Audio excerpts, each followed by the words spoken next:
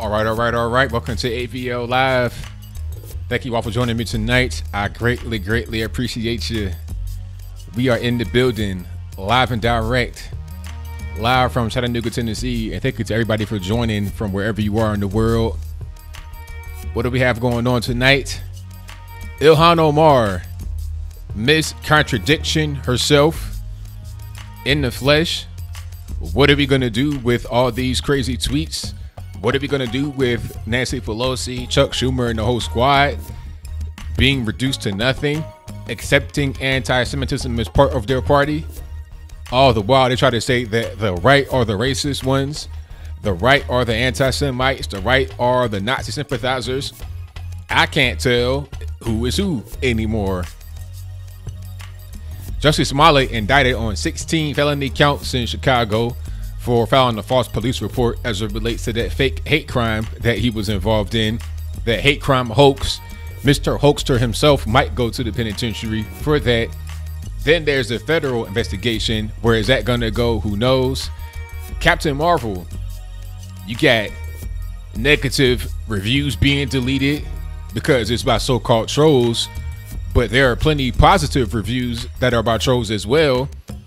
At the end of the day, why not just let people's voices be heard regardless of whether it's a troll or not?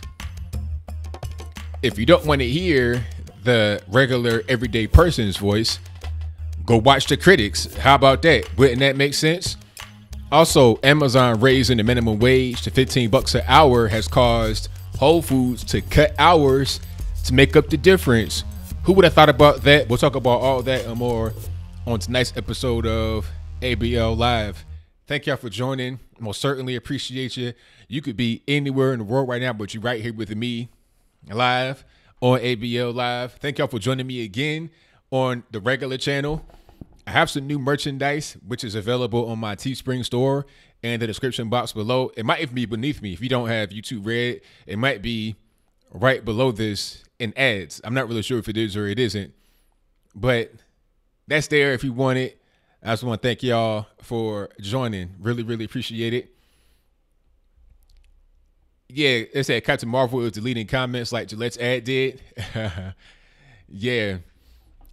I'm not surprised at all. Not in the least bit. You know, but the movie, I don't know. Some people liked it. I personally didn't like it. I think that if you have a liberal 10-year-old daughter, she would love it because it has everything in there that she would want. You know, strong female as leading. Not necessarily a strong performance, but strong as in kind of masculine a little bit. A lot of female characters in the not in the lead as far as breed, but like strong supporting female characters. Like you got male characters in it, but they have a lesser role than the female characters is what I mean. You know, more prominence in the backup roles from the female characters. Then you have a lot of dramatic moments, a lot of tear-jerkery moments, and stuff like that. It's a chick flick in the Marvel MCU. That's what it is. You know, if you like chick flicks, that's fine, but I don't like chick flicks. You know, it is what it is. Everything ain't for everybody. That's really just the long and short of it. It's not even about the whole feminism thing. I don't really care that she is a female lead because there have been plenty of movies with female leads that have been great. Cough, Wonder Woman. That was fantastic. Now, Wonder Woman with Gal Gadot. Now, that is how you do a female-led superhero movie. That was right on the money. I really enjoyed that. I'll watch it again. I might even buy that on Blu-ray if I wanted to. If I collected Blu-rays, which I don't, I would buy that on Blu-ray. That was a good movie. It wasn't the best movie ever, but it was much better than Captain Marvel. Also, Ghost in the Shell really was better than this with Scarlett Johansson. And that got a lot of controversy because Scarlett Johansson, they're saying that she wasn't Asian and, you know, the Japanese, they want an Asian person. But the reality is that the Japanese people liked Scarlett Johansson in there and they were not offended at all that it was not an Asian woman. And beyond that, you got to be able to cast people that can gain a nice audience. You can't just say, well, I'm going to just cast whoever I want because, you know, they fit a certain narrative. Same thing with directors and whatnot. I think they had a a female-led direction team for Captain Marvel. I could be wrong. If I'm wrong in the chat, let me know. But I think they did that, and that could have also taken away at some of what the movie could have been. It did the same thing with Selma. They put in Ava DuVernay, who was a terrible director. I don't care if you're male, female. I don't care if you have no gender, if you're a space alien, if you are a specter, you could be a ghost. As long as you do a good job directing, that's all that matters. When you try to get into the identity politics, like, oh, you got to be this color, you got to be that color, you got to be this gender, you got to be that gender, that's when things don't go right, because you're not selecting the best person for the job. You're just placing somebody in there because they fit a particular identity narrative. Now, that's going to go for a bad movie at the end of the day. Some are going to say that the movie is great because of the identity of the people that are involved with it. And also when it came out, it's Women's Day, Women's Month. You got female leads, female directors, this, that, and the third. That doesn't mean it's going to be a good movie. I saw a meme that kind of pointed it out. If I could find it, I'll put it on the screen. But Jussie Smollett going to the penitentiary. What you guys feel about that? I say about time. You know, should have got here long ago for sure. And shout out to everybody in the squad. We got 2017 live in the building. Please like the video. Shout out to Matt McKee.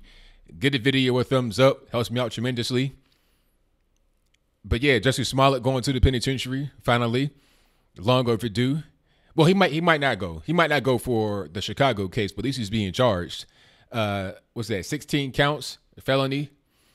He could face up to 4 years for each felony. Now, if he serves it consecutively and gets found guilty of all of them, then he's in jail for the rest of his life pretty much. But that ain't going to happen.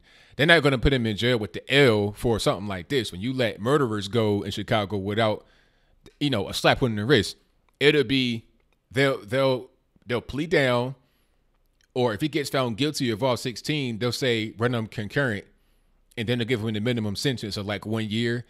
That is as much jail time as he'll do for the Chicago incident. But what will probably happen is he'll take a plea. That's what they want him to do.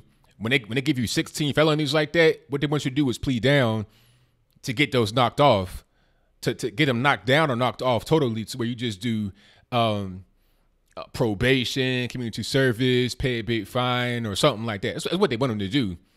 If he wants to go to trial with it, he will go to jail because he'll get found guilty. There's so much evidence against him, it'd be difficult to not convict him. The whole country, the whole world knows about the case, so you can't find an unpoisoned jury pool. So he can't say, well, move it out of Chicago. It doesn't really matter where you have it. It's still going to be, he's still going to get convicted if they take it to trial. He'll cop to a plea and then do less time. But you still got the federal crime to worry about. And that's the whole, the fake white substance in the letter. Remember that? That's a federal crime. You're talking about mail fraud, possible domestic terrorism under the Patriot Act. That right there can get him some real federal penitentiary time. That's aside from the 16 felonies in Chicago. That's a whole different case that the Chicago police are not even involved with. So it is what it is. Thank you for that, Roger Urso. That was on my man Will Johnson's stream. Shout out to my man Will Johnson. Hopefully you guys enjoyed that if you saw it. I posted it on my community section on my page, and some of you guys just saw it naturally by being subscribed to Will. But that was a great interview. We're going to do more interviews. Me, Will, a lot of the other guys, Jermaine Bozzio, a lot of the guys and girls I met at Blexit. We're going to do much more content together. One thing I like seeing is some of the young guns really doing some stuff. I saw my man Mikhail Crump and also Chandler. I saw them have like this live stream called the Blexit 6. It has Mikhail and Chandler, and then I think CJ Pearson was on it. Shekinah, she was on it. And who else was on it? Sharice, she was on it. A lot of the younger people. You talking like teenagers, high school, college kids. Yeah, so I like seeing that kind of stuff for sure. Yeah, exactly, friends. He's pretty much finished. just on the 16 counts might not be a death sentence totally, but the federal is where he's going to have a problem. Would I interview JLP? Yes, I would. Absolutely. You know, but I think an interview between me and JLP would be more of a buddy-buddy conversation. I think he likes to have, he likes to have controversial moments and also, different points of view. He wants to see the other side's point of view and have that kind of, I mean, that makes a lot of sense because it does go for very good content for sure. Joe Patrick, that's my man. Good dude. Love Joe Patrick. I saw him at Blexit, and then I see him everywhere. He's everywhere. He's all over the place. And he works full time. He does a tree removal service. So he's a go-getter for sure. Paloma for Trump. I'm not sure who that is, but I'm definitely interested to see, what's going on. Thank you, Linda. I appreciate you. Nasir Cooper says, what's Republicans' action on police brutality against people of color? I'm all for Brexit things, but what can the Republican Party do to help this issue? I mean, is it really an issue? I don't think it's really an issue that needs to be discussed, honestly. I mean, I'm just being quite frank because when you're talking about police brutality on people of color, how often does that happen? Not just talking about when somebody gets shot and killed that is by a police officer that happens to be black or non-white.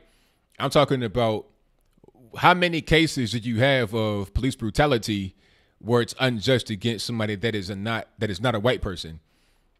I mean, that's what I would like to know, because a lot of the times when you see stuff like that, it's justified or it's unclear if it's justified or not. And then there's investigation that happens and it's usually justified.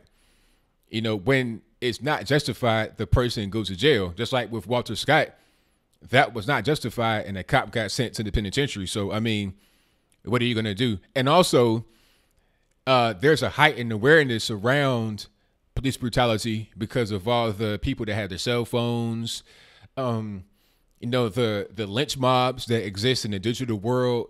If you get accused of hurting somebody that's a person of color, quote unquote, and you're a police officer, that could be the end of your life, let alone career. It could be the end of your life. So the officers are much more, how can I say, they're much more cautious when you're talking about being in a black neighborhood or a non-white neighborhood as it relates to how they treat people that's there. So I'm not really sure it's an issue that needs to be discussed.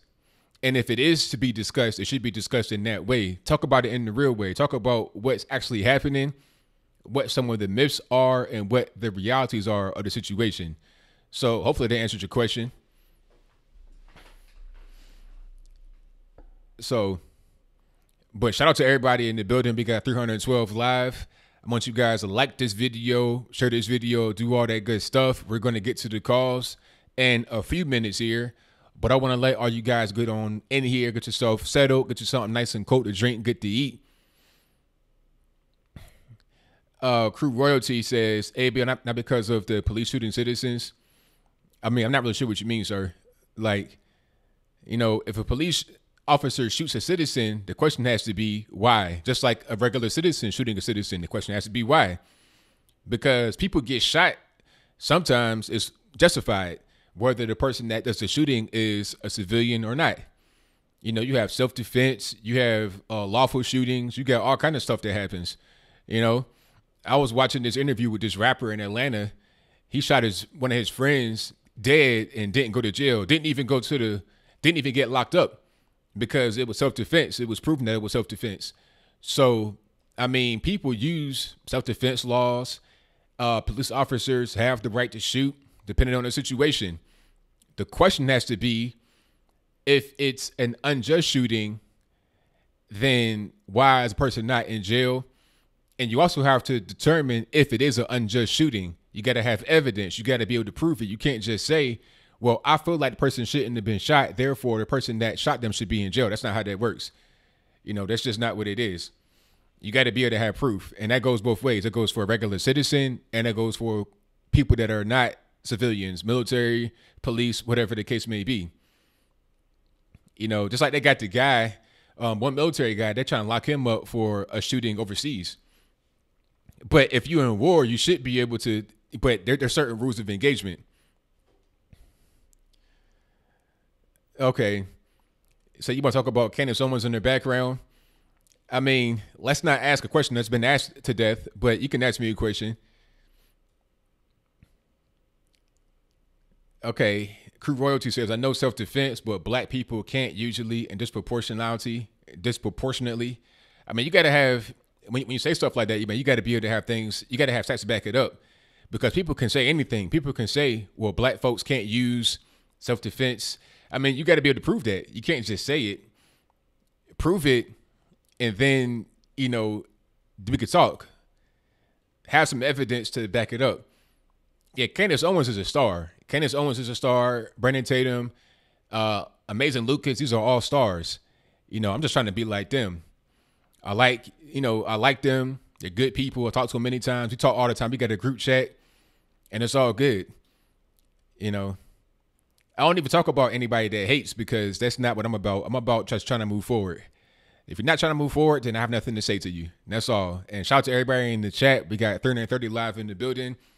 Please give me a thumbs up.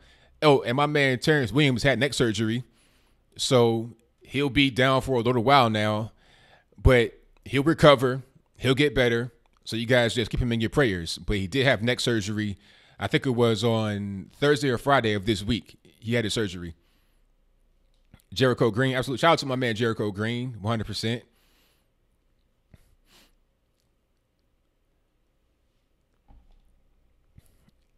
Should we ban racial and gender identitarian groups?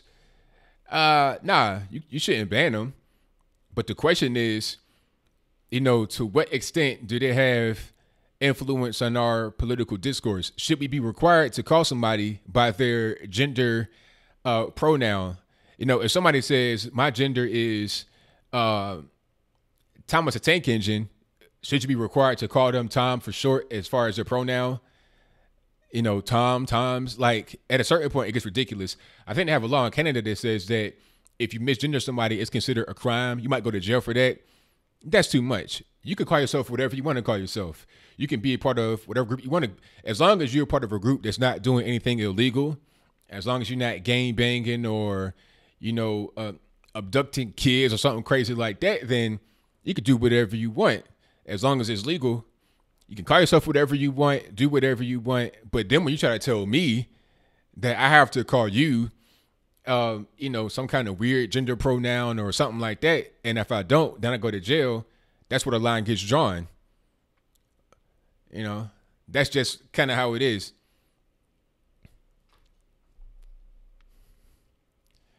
What is it? Like, what kind of identitarian group? You can be part of whatever group you want to be a part of, but as long as you don't do anything illegal, I say perfectly fine. Call yourself whatever you want to call yourself. I'm not trying to ban people's right to assembly. That's, Constitution, that it protects that. You have the right to assembly, but you can't do things that are illegal. That's it. You can be in office. You can do whatever you want. I don't care what kind of group you're a part of. You can be part of the LGBTQIA. You could be part of the whole alphabet. I don't care. But don't impose your way of living on me. Don't try to tell me that I have to be attracted to somebody that identifies as chain smoke. If you have a gender of chain smoke, I should be able to say I don't like chain smoke. That should be my right, as is your right to identify as that. It's simple. It goes both ways. It can't be a one-sided thing. You have the right to identify as how you want. I have the right to reject your identification if I don't want to be a part of it. It's very simple. Yeah, see, now the whole thing about that boy lactation, that should be illegal, because you have a child stripping in a club. That's illegal. Last time I checked, you can't be in an exotic bar dancing on tables and stuff like that for money. Number one, you're too young to be working, period. Number two, you're too young to be in the strip club, period. Number three, that's called child sex abuse. It's so many things illegal. There's so many things wrong with that. I'm not sure how people that are around him, the adults, are in the penitentiary right now, because that's where you're talking about a lines being drawn as far as it relates to illegal activities. You can have an 18-year-old call themselves lactation, but if a 10-year-old is calling themselves lactation and they're in the strip club with grown men throwing them money, that whole thing should be illegal. It's simple. We have laws in the country people just like to ignore. they ignore the laws, act like they're not there.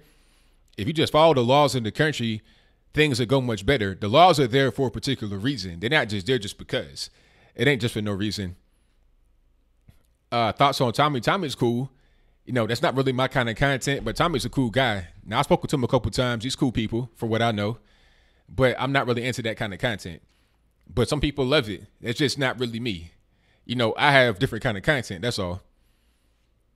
But I wouldn't necessarily be averse to going on the show. But it just ain't really my kind of content generally. Because my thing, I don't really curse and I talk about political issues. So it's just a little bit different. Yeah, if somebody wants to identify as a Chinese finger trap, that's their business, but I'm not going to play into their game if I don't want to. That's my right, as is their right to identify as that. Leonidas, what's happening? Shout out to everybody in the chat. A lot of people. We got almost 400 live, close to it, about 364. I'm doing a little bit of wishful thinking, overestimating, but it's all love. Thomas Sotomayor, Cynthia. Thank you, 3636 LK. I appreciate you. I know I probably pronounced that incorrectly, but it's all good. As long as I was able to get the letters out there, it's all love.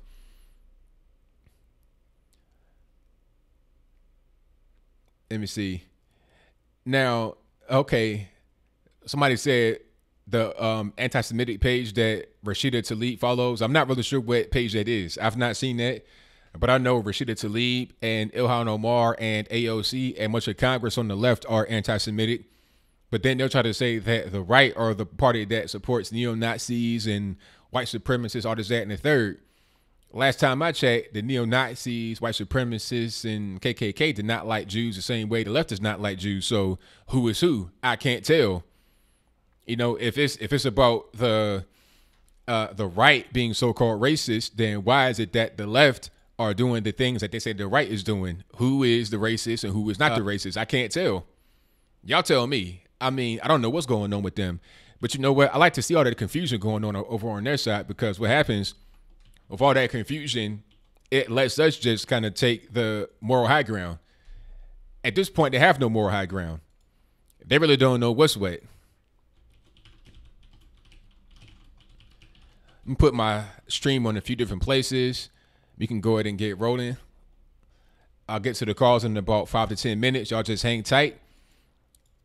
I'm going to talk a little bit longer, and then we'll go ahead and get rocking and rolling. And again, thank y'all for joining. You could be anywhere in the world, but you're right here with me. Please like the video, share the video, do all that good stuff for me. It helps out tremendously. Okay, got that on Twitter, Facebook. We good money. And also, like the video, too. If you just got in here, if you just got into the room just now, give me a thumbs up on the video. The thumbs up are free. The donations cost a little bit, but it's all good. You go to the right place. And shout out to the first super chatter, Matt McKee, who says, live from ABL is Saturday Night Live. Thank you for your donation, man. Definitely appreciate you. And shout out to everybody in here. Now, these are flags behind me. The link for the flags is in the box below, and I got some new ones coming, so y'all stay tuned for that. I don't want to spoil it, but the new ones are a little bit different, and you'll see. I'll do an unboxing and a few other things that are going along with it. It's going to be a rollout, so y'all see it. All I'm going to say right now is that I do have some new flags that are being worked on as we speak. Now, yeah, see, Rashida Tlaib and Ilhan Omar, they're going to take the victim card. That's what they do on the left. They play the victim. It doesn't matter what happens. They can be harassing people, attacking people, and then when it comes back on them, they want to play the victim. Typical. They can dish it out, but they can't take it. It's very typical. You see that a lot on the left. When they try to attack people like me, and then I bite back or anybody bites back, then they say, oh, well, you're racist against me, you're hateful against me, you're bigoted towards me. But that's not really how it's supposed to be. That's not how that really works. Hey, hope they're RBG flags. Absolutely not. Now, crew royalty. How you going to be ADOS and be somebody that wants to have the African diaspora like the RBG? Because the RBG represents the African diaspora. That's like all the nations where you have people of African descent, right? Like the continent, Brazil, the Caribbean, maybe even parts of Europe where you got black folks at, and then America, North America. So if the purpose of the RBG is to have all those places unified, why divide yourself with ADOS? It'll make no sense to me. I'm just asking the question. Or maybe you can have ADOS as part of them, but just your own little clique. But if you're trying to become more unified, why take a step to kind of break away from the unification? Why take a step to break away from being unified if you want to be unified with the whole diaspora? Oh, H.A. Goodman, yeah, he subscribed to me. I'm subscribed to him. That'd be a great interview. That'd be a great conversation, or whatever you want to call it. We could talk and just shoot the breeze about whatever. Tommy Robinson, what's going on with Tommy Robinson? I've not heard much from him recently. Okay, it says ADOS is B1 and Pan-African, but how you gonna be Pan-African when you engaging in ADOS, which is like separatist? It don't make no sense. You see what I'm saying? Like if you're Pan-African, that means all nations coming together as one that have black peoples in them. So how you gonna do that while at the same time being ADOS? You're going into it separate while you're trying to unify. ADOS is American descendants of slaves. The whole purpose of that, in my humble opinion, is to get reparations from the United States and to exclude anybody that is not a descendant of slavery. That's the whole point. And Pan-Africanism is the idea that all nations with African peoples in them can come together as far as the people that are quote unquote African. They can all come together as one. Pan-African under the RBG, the red, black, and green flag. You see, that's the whole point. The stars, I mean, the stripes, the three big stripes. David Harris Jr., I've been on the show before. Actually, don't get it twisted. I'll go on the show again. Yeah. Now, David Harris Jr. is a fantastic speaker. He has a book out too, but you guys got to hear him speak live. If he ever does we may do some kind of tour together. I have a lot of ideas. I don't want to spoil too much, but if we do a tour, I definitely want to get David Harris Jr. to speak on one of the legs for sure, because he's fantastic.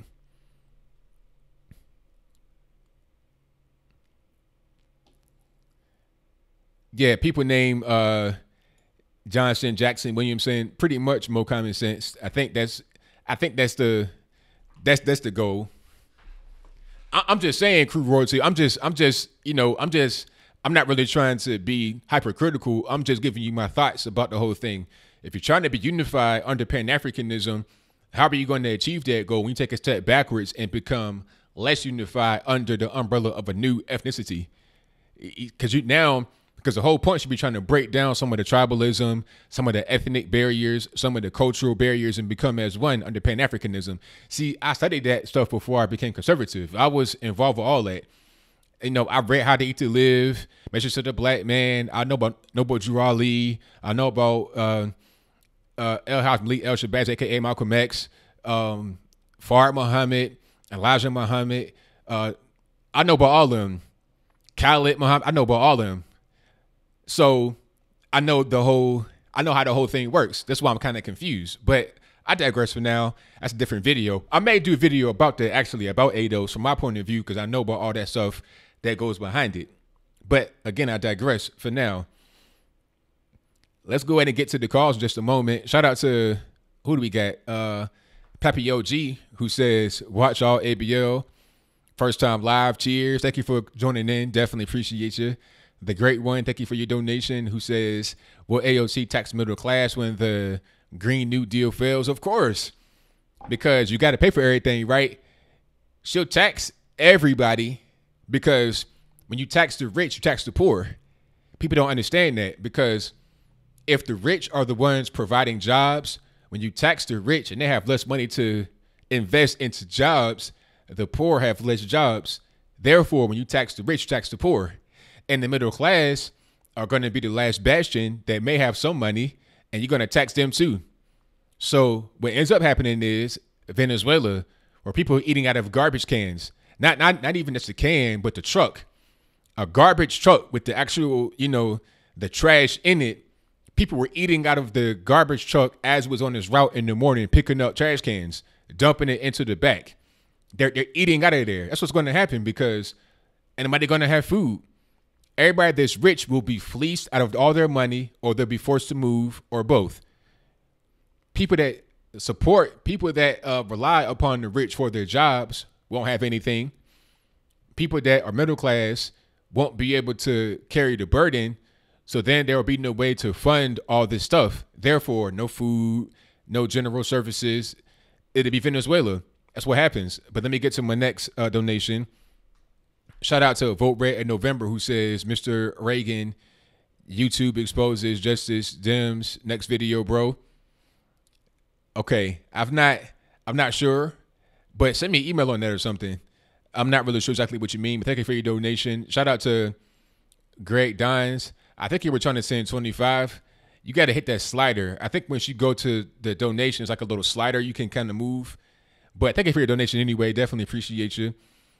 Fred the Felon says, please run for president in 2024. Hey, I love to run for office.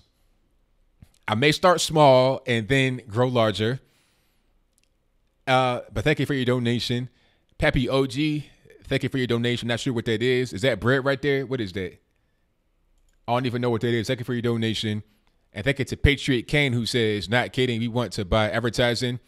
Hey, email is contact@anthonyblogan.com. That is ANTHONY, the letter B. Don't get triggered by this, LOGAN.com. The email is on my website, and my website is in the box below the video. Click on show more. My website's right there. You can send me email, snail mail, whatever you want. But I'll be on the lookout for that. The Patriot Kane, I'll look out for you. Let me know where you were or who you are, and then I'll make sure that I'll be able to get back in contact with you for sure. Shout out to the great one, again, who says AOC hates the rich but buys their products. Exactly. That's how it usually is.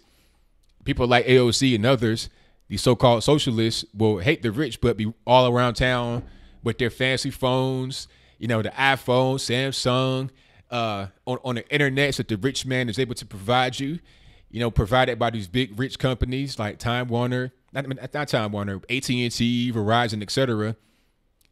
All right, my man Greg Dines, thank you for your donation. You're able to get that done. I appreciate you. Okay, let's get to the calls. I know I got a lot of people in the building that want to go ahead and call in. I see my man Crew Royalty.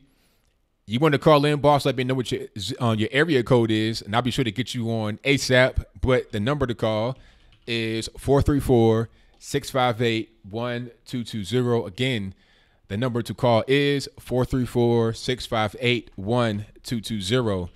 Do not be afraid to call. I'm right here, boss.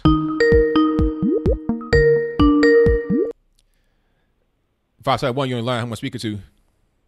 Oh, good evening, Anthony. This is Richard from Honduras. All righty. What's going on? Well, you know, on your last show, you mentioned something about Ash Wednesday, and you said you weren't sure what that was. You'd heard of it and so forth. Did you ever get an explanation? No, not really, but I know a little bit more. I know it's about Catholicism, but I don't know anything beyond that. Not just Catholic. It's Christian, just Western Christian. It's a day where it's the beginning, the first day of Lent, which is a period of 6 weeks up to Easter. And it's supposed to be a period of penitence. You know, people give up luxuries, you know, like, okay, here's an example. I'll give up ice cream for 6 weeks. You know, when I was a kid, I went to a Catholic school. I was born Catholic, raised Catholic. Went to a Catholic school. We'd have a mass on that morning. Of course, you know, we would all leave our classroom and go to the church right next door.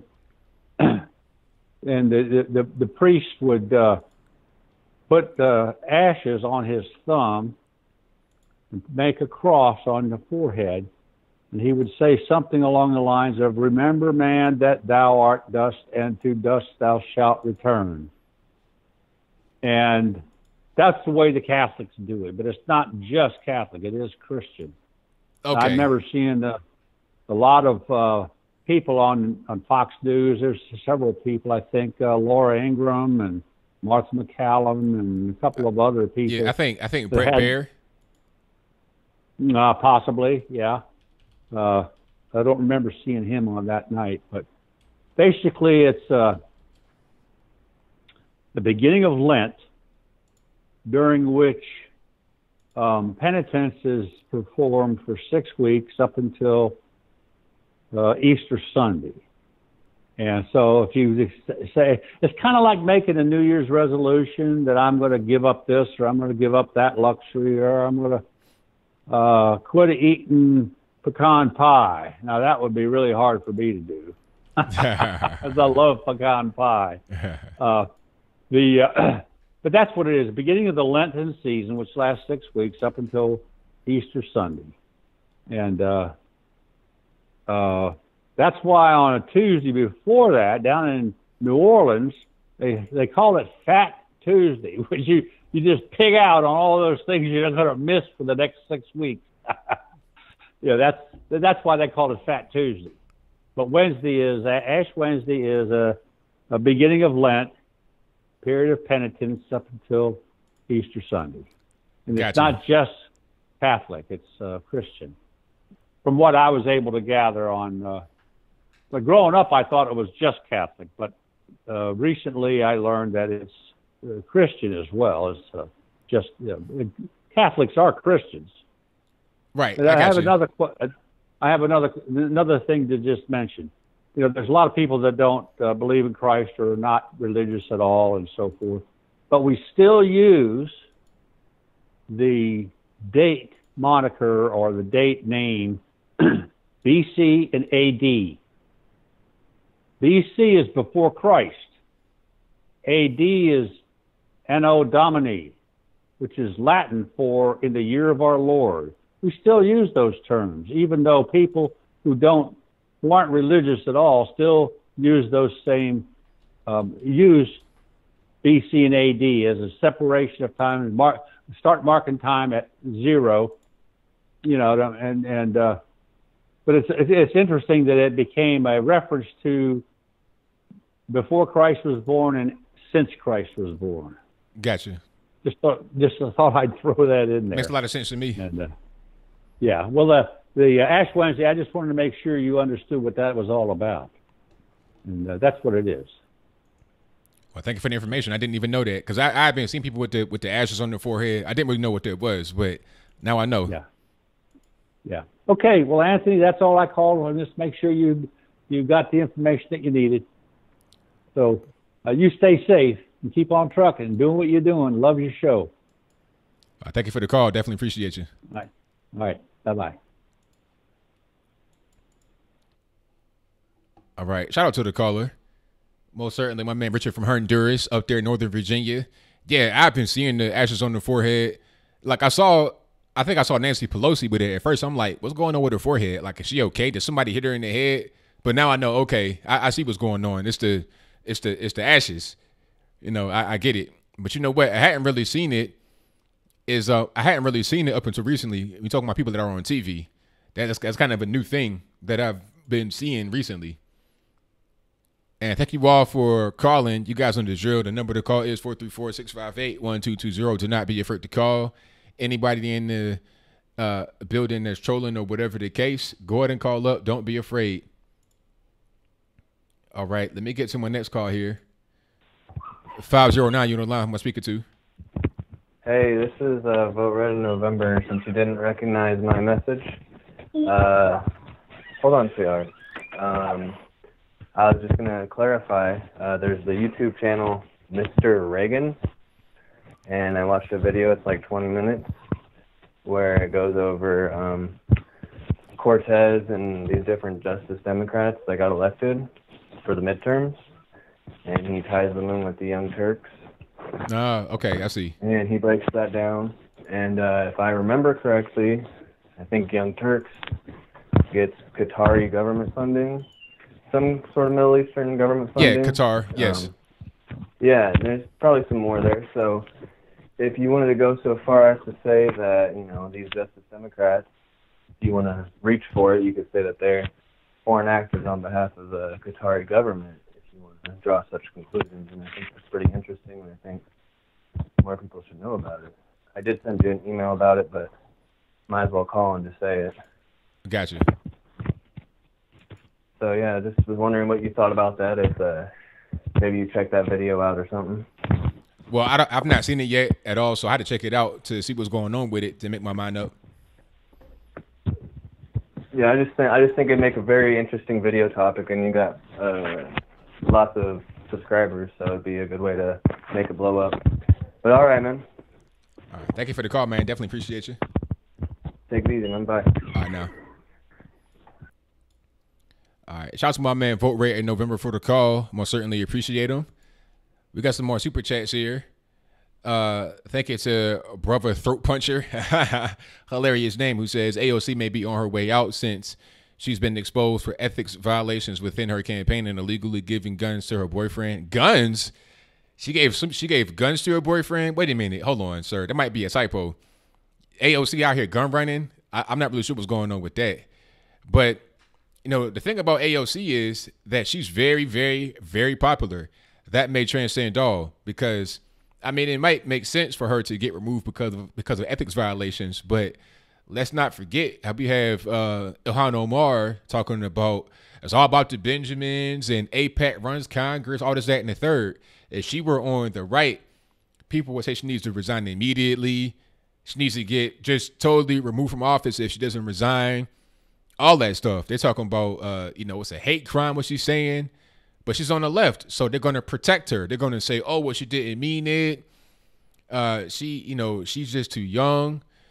Ilhan Omar is a first-term congresswoman, but she's like almost 40 years old. This is not a young person. She's older than I am. So if you are an adult who's already been married, I don't know, 2 or 3 times before, you should know what you're doing, okay? Let's not play no games. And if you have the wherewithal, if you have the sense to run for office, then you know what's right and what's wrong. But I digress. Let's get to the next call. 70, see you in line. How am I speaking to? Hey, what's up, man? It's Mark. What's going on, Mark? Nothing much. I won't take up too much of your time this evening, but I was chuckling a little bit at the whole Pan-African thing because the Pan-European thing being pushed by Richard Spencer is considered kind of a joke by intellectuals out there that know Europe at all. Like I was listening to Richard talk about Catholicism, and your chat was going crazy and being like, oh, even Catholics and Christians and followers of Jesus can't even get along. We're not even unified. There's got to be 100 denominations. And I know, like, the Polands hate the Russians, the British hate the Germans, and it's just like, so this pan-racial thing, it's a dream for ethnocentric nationalists, but it's just not going to work. And I don't even think the mixed thing is going to work. I have no solutions, but that's just a comment. Nah, you're right about that, and that's why I'm saying, like, okay, if you want to push for this whole thing about Pan-Africanism, which is like racial unity, then how are you going to try to like branch off into a new ethnic group called ADOS? It doesn't make any sense. It just doesn't make no. It's like, okay, if you're trying to unify a country, it's like trying to unify a country like United Kingdom before it was the UK, and then breaking off into a brand new place like the northern part of Scotland if it was to become its own place, and then you say, okay, now we're going to just reunify. It's like you broke off more than you want to unify. It doesn't make logical sense. And on the continent of Africa, there is no nationalism. Like there's no concept of a country. That's more of a European thing about countries. In Africa, you have more tribalism. In Nigeria, it's all about the tribes. Nigeria is kind of a fantasy. It's not really a country. It's about the tribes that run it. Like they got a new president in there, Buhari. People are mad because he's more of a northerner. He's going to be more for the Hausa and people up there, not for the Igbos and whatnot in the South. Yeah, it's not unlike the European thing. It's a cultural divide, but it's like, Europe and America bombed each other to the smithereens, and they're their own worst enemies. So I kind of get the tribal thing. It reminds me of when Eddie Griffin said he was in a cab, and the cab driver turned to him and he says, "Oh, so you're not the original black man?" And he's like, "How black I gotta be, mofo?" Exactly. It's like they had nothing in common, and they were already arguing, Right. So. Yeah, and so anyway, I thought Richard's call was cool too because I know that Laura Ingraham had that dude on. If you're into Catholicism and all, what's funny is I know the Christians like to bash Catholics as a cult, and I got into like this kids Harry Potter series. It's called Will Wilder. and one of the Fox News dudes wrote it. Got devoured like 1,000 pages, 3 books in like a day. And it's a good primer. I mean, it would be amusing to all, I think, even for people who don't like Catholics very much. But what do you think about Yang Gang? Are you down with Yang Gang or what? Are you talking about Andrew Yang, the UBI guy? Yeah, they're calling it Yang Gang now. That is hilarious. He probably like the new Bernie Sanders, huh? Or the new Rand Paul, maybe? I'm not really sure. Yeah. The new Bernie Sanders, I would say. But what's funny is they said the memes would really amuse you a lot. The comedy is top notch because they're like national breakdown. You know, cities turning into S-holes. Da da da da da. He says all that happens, but you get $1,000 a month. So I'm voting for the $1,000 a month with open borders and, you know, country turning into a slum and everything else, and it's pretty funny. Hilarious. I saw one guy that said, anyway, the memes are great. You got to look them out. They're never-ending comedy. And as for Ilhan Omar, you know, I think she's totally correct. She hit a bullseye on AIPAC. She's horrible on everything. But she hit a bullseye on AIPAC, and now I heard she's even at Obama's throat, calling him some kind of butcher and drone murderer. But I would think that Obama would be largely responsible for her political success here in this country. Oh, she walked that back, though, as far as Obama. She walked that back. You know, they're trying to, like, it's funny how the left does. You could come out and say whatever you want, and then they'll, you know, circle the wagons and be like, oh, she didn't really mean that. She didn't really say that. Taken out of context. For some reason on my phone, I keep, you know, removing notifications that pop up as far as news are concerned. But one kept coming back, which was about Ilhan Omar talking about, oh, she didn't really mean what she said. It was taken out of context. So they are quick to say certain things, but are even quicker to just walk it back when it, you know, it kind of goes against their narrative. They kind of, you know, they don't want to just say something and stick to it. Well, Omar is very tricky because supposedly she walked back her comments on AIPAC and then doubled down later. So it'll see what happens with Obama. Like she doubled back on her comments, and it'll be interesting to see if she comes back with all this other stuff. But I just see you know, Obama being probably responsible for a lot of her electoral success. But you know what? That's all I got for you this evening. I'll let you get to other callers. I just want to make a quick call because it's become a tradition. Have a great show. All right, thank you for the call. I definitely appreciate you. Bye-bye. Thank you to Mark for the call. Most certainly appreciate him. Yeah, Ilhan Omar knows what she's doing. She knows what's going on. You know, this is not a dumb person. 37 years old. Be 38 in October. Older than I am. You know, she's been married a bunch of times already. You know, born in 1981. If you're that old, you should know what you're saying. You know, and it's funny to see the Democrats try to defend her because they say that if you criticize Israel, you're anti-Semitic. That's been the left's kind of point of view for a very long time. If you say anything that's like they try to call Trump anti-Semitic out of all people in the world. Trump, who is super pro-Israel, is from New York, has a lot of Jewish people that are around him. His daughter has converted to Judaism. His son-in-law, Jared Kushner, is Jewish. But they try to call him anti-Semitic. But Ilhan Omar can come out and say, it's all about the Benjamins, AIPAC, runs Congress, and that's fine. So if that's fine, then it has to be the standard. The Democrats set the standard when it comes to what is acceptable morality-wise because they own the media. And the media reinforces what the standard is. So if they say what Ilhan Omar said is correct, and they run the media must run with that narrative. They can't not run on that narrative because then they got to also point out that Ilhan Omar did a thing that's worse than what they're trying to criticize. So if I say something about Israel at all, I should be okay as long as it's not worse than what Ilhan Omar said.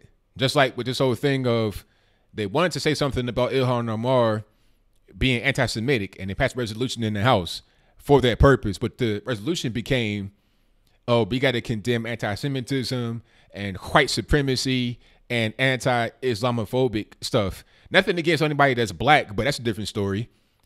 So they put all that in resolution and it passes.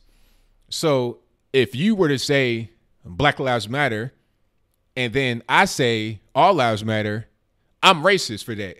But they did that with the resolution because it was supposed to be about Jewish lives matter. It became Muslim lives matter and non-white lives matter that are affected by white supremacists.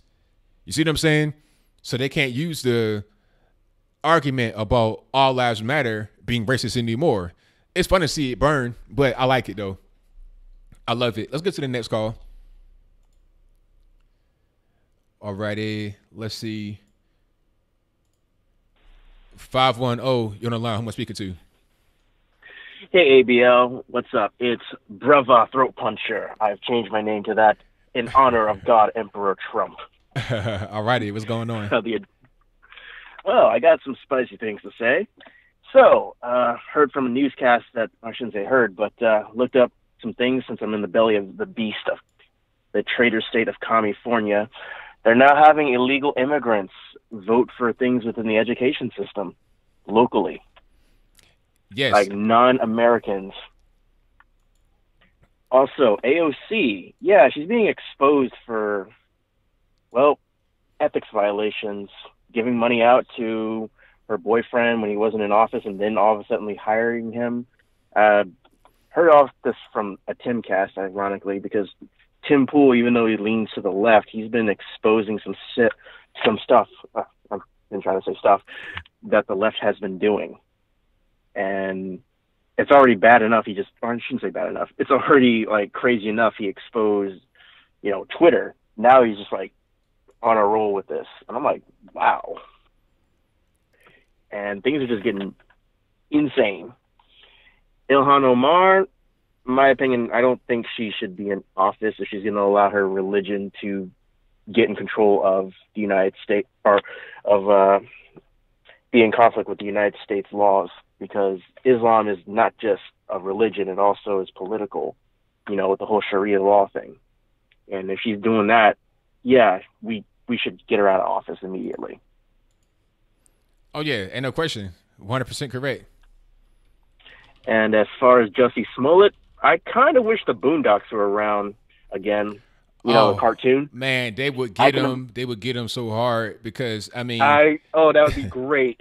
That'd just be fantastic. Aaron Magruder, if you're out there, please come back. Just do a comic strip. Like if he did a little comic strip for this or a little short manga style book, I would get it. Just for what's going on right now. Please do it. Oh, I can imagine how it would be like. Hey, I heard you like men. Hey, you gonna do something for me, Mr. Smollett? No. Oh, you know how crazy the reaction is gonna be with that one. It'd be wild. So yeah, I mean, this dude Jussie, he has a lot of problems. I'm not sure what's going to happen as far as jail or whatever, but it's going to be an issue because he lied to the FBI, if I'm not mistaken. I know he lied to the police, maybe to the FBI as well, and they don't like that. They're spending all kind of money and time, resources on you.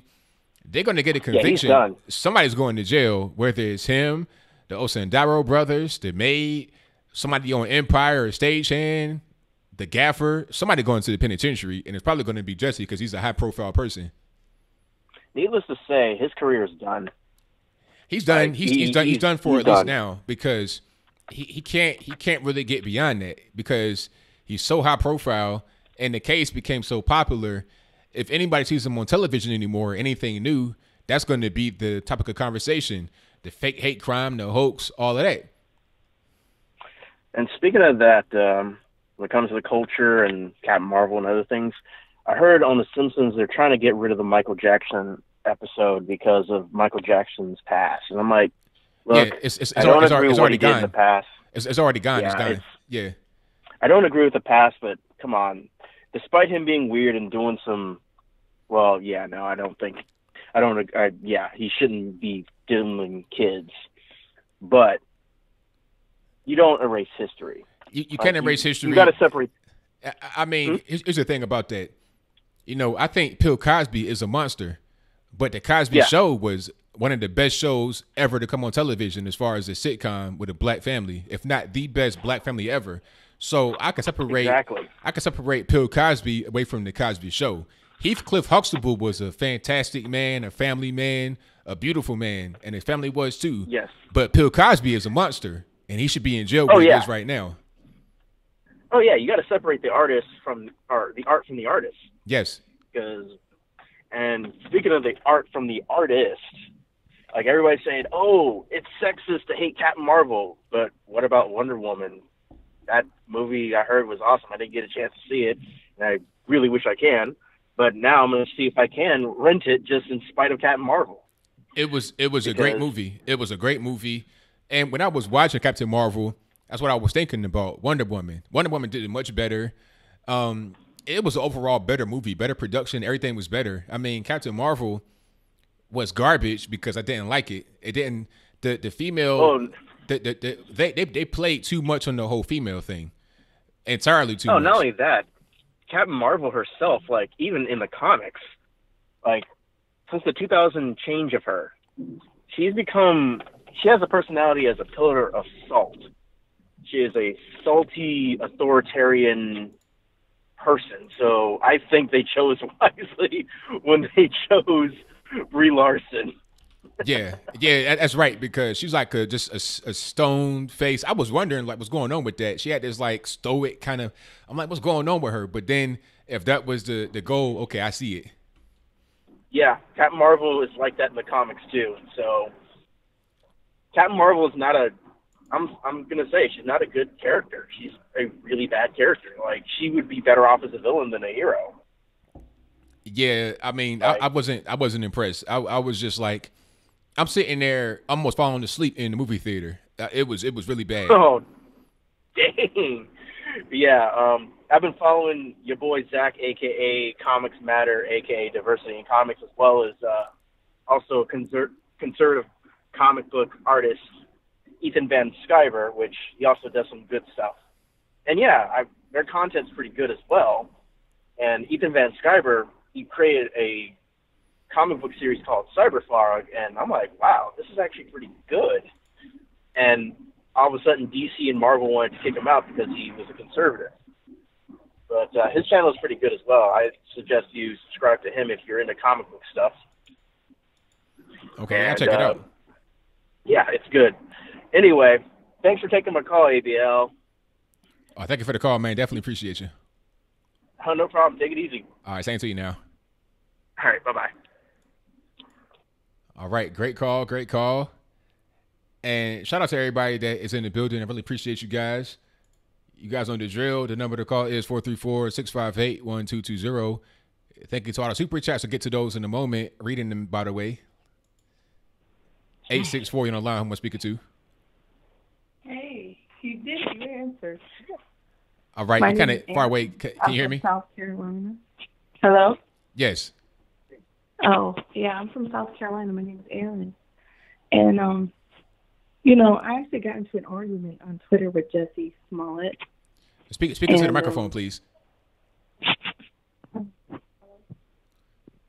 Caller, you there? Can you hear me? Yeah, speak up a little bit because it's kind of hard to hear you. I actually got into an argument with Jussie Smollett on Twitter because I like to wear my red hat, and my husband is black, and he's afraid for me to put like my bumper stickers on the car and my hat and stuff. And when he did this, and I knew like who does this in negative 20-degree everything, this is just stupid. So, you know, I said to him he ruined his career, and like he retweeted it and like told me to go buy wine with EBT, totally disrespected me, called me racist. I have 4 half-black daughters.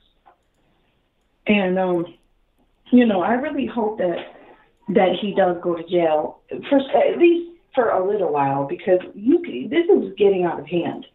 This, you know, trying to start a war with people, with the media, and like you just said about the media, fake media, everything it's just totally out of hand. Everything.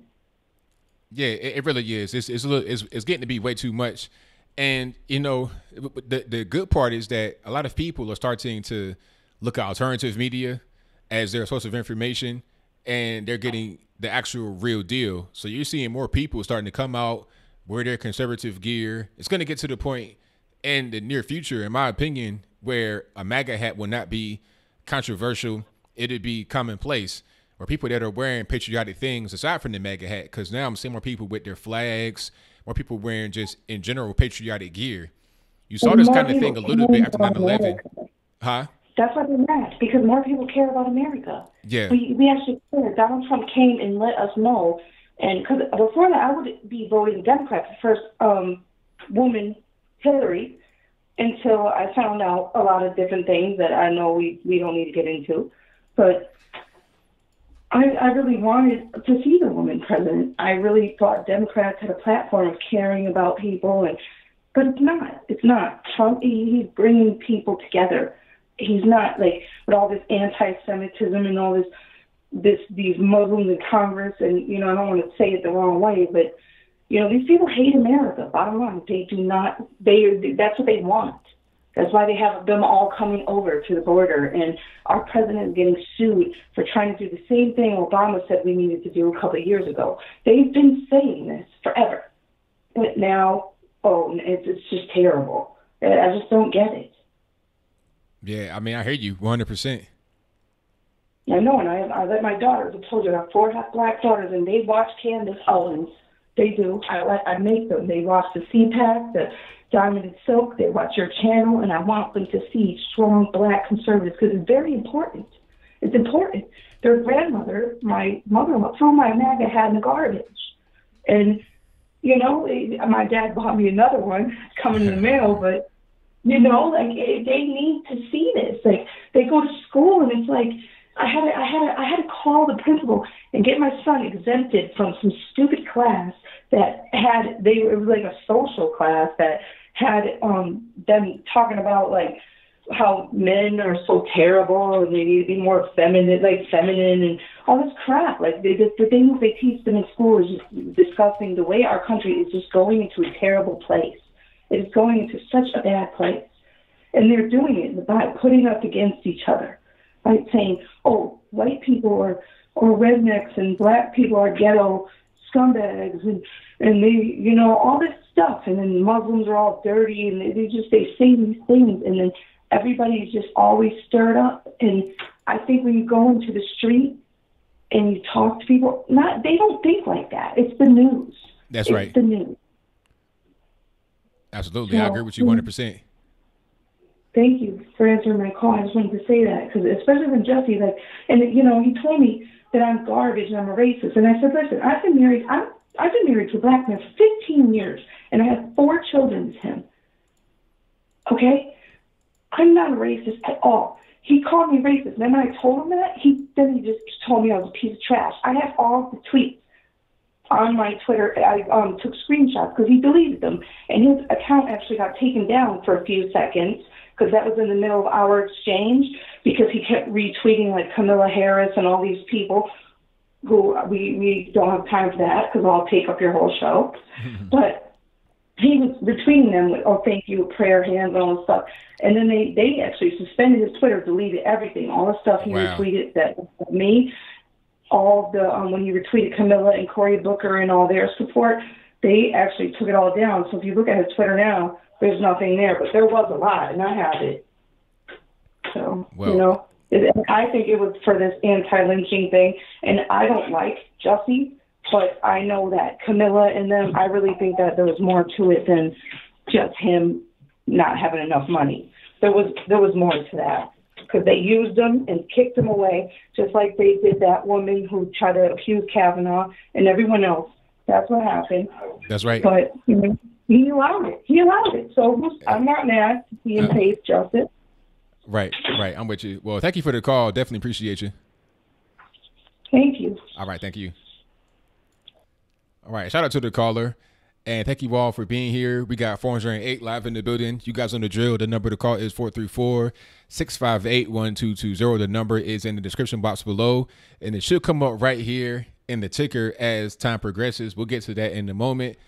I got super chats I need to read out right quick. Thank you to Omar Adams, who says you could be anywhere in the world, but you're here with ABL 100%. Thank you for your donation and your very kind words as always. Definitely appreciate you. Thank you to the Earn It 3 for your donation. Definitely appreciate you as always. Fred the Felon says, I'm meeting with Yang Gang going to war. Thank you for your donation. Chuck My Ad says, Rogue beat Miss Marvel and stole her powers. Thank you for that. Tune In Dropout says ADOS, that's ADOS, American Descendants of Slaves, are making the case for reparations. I've listened to Yvette Carnell, and it sounds very much like a political movement. She has good arguments backed by data. With reparations becoming an issue this political cycle, the movement could grow legs. I mean, it's possible, but the problem is nobody's really supporting it. You know, the people that are actually they're going to be viable candidates aren't really supporting it. Kamala Harris, you know, she was on the Breakfast Club and she was asked a question. She kind of danced like Gregory Hines around the whole thing. Bernie Sanders flat out said no, they're just going to be no reparations. So who's going to actually support that?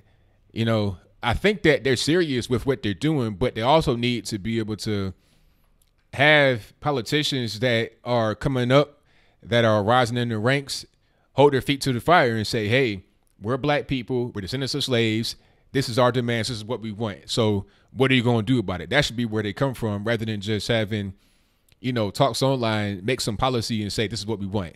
Boom. That should be what it is, in my opinion. That's just, but thank you for your donation. Definitely appreciate you. Shout out to Jericho Green in the building, who says Ilhan Omar is a perfect party to be. It says Ilhan Omar is in the perfect party to be anti-Semitic. Al Sharptongue will teach her the ropes. Jussie Smollett is headed to the booty house. Thank you for your donation, man. Definitely appreciate you. And you were right about that. She is in the right party to be anti-Semitic. That's the Democratic Party. They always have been and always will be the same. There has been no party switch. I call that the party switch myth, because it never happened. And he most certainly is going to the penitentiary. Al Sharpton, did you see Al Sharpton and Kamala Harris holding hands? Like, are you trying to get a new old man, Kamala? You know, Willie Brown in San Francisco wasn't good enough for you. You want to go to Al Sharpton? He didn't have any money. He still owed taxes, but I digress. I think it's Free to Talk who says, do you think ADOS will divide the Democrat identity tribes? I'm not sure, maybe. And I don't really know, because the problem is right now, ADOS is more of an online movement. It's not really offline at all. So if it kind of grows legs and gets a little bit more popular, it could shake up some stuff. But the problem is a lot of the people that identify with ADOS don't necessarily identify with anything other than liberalism politically. You know, people talk about they want to have their own political party, but I mean, there's a million political parties in the United States. I mean, you could be the Green Party, Libertarians. You got the guy with the spaghetti head, the boot on his head. It's all kind of parties that's out there. So, I mean, the problem is you still got to be able to be on one side of the aisle or other, Democrat, Republican. You know, it's a two-party system because that's the way it's got to be. You can have multiple parties that exist, but at the end of the day, you still got to be with one side or the other when you're talking about being able to get things done. When you vote as a house, whether it's state level or federal level, you still got to be one side or the other, because you got to be on, when you're talking about a vote, it's either yes or no. What side are you going to be on? And if you are identified as a flip-flopper, you won't get support from those that need to put you in office. When you're talking about cash and, you know, vocal support and stuff like that. But that's a different story. And shout out to Truth Seeker with the donation. Thank you for your definitely appreciate you. And shout out to, I don't want to butcher your name, boss, Ejira Ondunwa. Hopefully I pronounced that correctly. Who says, ABL, keep up the good work, bro. Thank you for your donation and your very kind words. Most certainly appreciate you. And you guys know the drill. The number to call is 434-658-1220. Do not be afraid to call. Let me get to my next call here. 301, you're on the line. Who am I speaking to? Hey, it's JB. What's up, brother? Everything's good, JB. What's happening? Another day, never doubt. You know, I'm out here grinding, you know. Absolutely. Buddy, yeah, I want to call you, man. Jussie Smollett, 16 counts. I guarantee he's probably doing no more than 2 years in jail. Yeah. About two years. Yeah, I mean, for that one, definitely, because it's 16 counts, but they're all class 4 felonies. So he can just, if he was to get found guilty or plea, they would just run him concurrent. So he would just serve the sentence of one of the charges, because they all be doing it at the same time. So it's between 1 to 4 years. He might do 2 at the most. I'm thinking more like 1, but 2 is the max, I would say. Yeah, because you know he meets 2 criteria: he's gay, and he's black. So you know he's already got 2 mercy points on him. That's right. And that's the thing with America. This whole SJW PC coach thing has got to stop. We have got to stop culturating that. Did you see that CNN? I'm sorry. We got to stop cultivating that Trump's the enemy. We got to stop it. It's getting old, and more and more black people are starting to wake their eyes up and not see that he's not the problem. We're the problem. Would you not agree, sir? Yeah, people are starting to see what's really going on nowadays. Yeah. And did you see that video with the black lady on CNN was going on talking about Trump is not a problem? Yeah, Trump has done some messed up things. You seen the black lady on CNN? They was talking about how she was saying that how Trump's not the problem. How everybody on CNN was losing their cool because a black woman saying this. Nah, I didn't see that. I did not see that, but I can imagine how they were on CNN because that's the anti-Trump network right there. It was the same thing when my man used to be on there. Paris Denard, he would be the same way. He would come on there and defend Trump, and it'd be like 18 people on the panel trying to jump on him and beat him down through the screen. That's how I can imagine that was too. Yeah, it's a sad day when you realize we're going to America's with our free speech getting taken away. Black people are not allowed to think outside the box. Black people are not allowed to say how they feel. Black people can't even be their own decision makers anymore. Have you noticed that? Without the group man mentality and thinking they're victims. And I'm not a victim. Are you a victim? Not at all. Exactly. And the older I get and the more and more I see the way the trends are going, it's scary to me the way the world's turning into a bunch of OCs around here, running around here talking about, I don't like using 10 bags. I'm like, then don't take 10 bags. What's your problem, you coon, you kook? I'm sorry. Excuse me. I don't call it the wrong thing. He's a coach. He's a nut job. But that's what I'm going to strike on right there. And then another situation is popping up. Did you hear about that guy who's suing the abortion clinic? I think I heard something about that because it was like he was suing on behalf of the unborn child. Yes. And if he wins this case, it's going to be detrimental for the Roe v. Wade case. Would you not agree? Yeah, it's going to be interesting to see. I mean, I don't know how they're gonna do that. It's going to be interesting to see how that plays out. Exactly. But you know what though? I hope he wins because I'm sick of these the people. Let's say I don't want to have a kid with a woman. I still got to pay because she want to keep it, and even if I'm not the father, I still got to pay. So what? Right. You know what I'm saying? And I saw this video about the wage gap. People just don't get it. They just don't get it. They hurting themselves. They shoot themselves in the foot every day by wanting more money and not realizing how money works. You know what I'm saying? Like Whole Foods give you stock options. What place give you stock options? You know what I'm saying? Yeah, they don't understand. People that want to hire minimum wage don't understand the way business works, and that's understandable because of why they make minimum wage. They don't understand a lot. If you understood more about the world, then you'll probably make more money because you have more knowledge. With more knowledge, can generally become more potential for earning. Well, yeah, exactly. Well, yeah. Before I go though, okay. All right, okay. So the vision comes out the 21st. Are you gonna leave your handle up there in the next chat when it comes out? I think I will. I think I will. It should be there. Yeah. Because I'm pretty sure you guys are a bunch of gamers. And okay. And then I also wanted to check out that new. You like Far Cry? I've never gotten to Far Cry that much. Did you? Yeah, I like the I think my favorite was probably Far Cry Primal. That came out when Far Cry 4. I played Far Cry 5, but the ending, I was so upset. I was like, I'm done. But I seen a new Far Cry, New Dawn. It's just like Far Cry 5 though, so I'll pass on that because I already played Far Cry 5. Yeah, that's my son saying. My son was like, it's just, and then they're talking about they hate Obama and everything, bombing. My son was like, it's kind of funny. It's actually real. Okay, so it has some political stuff in the game.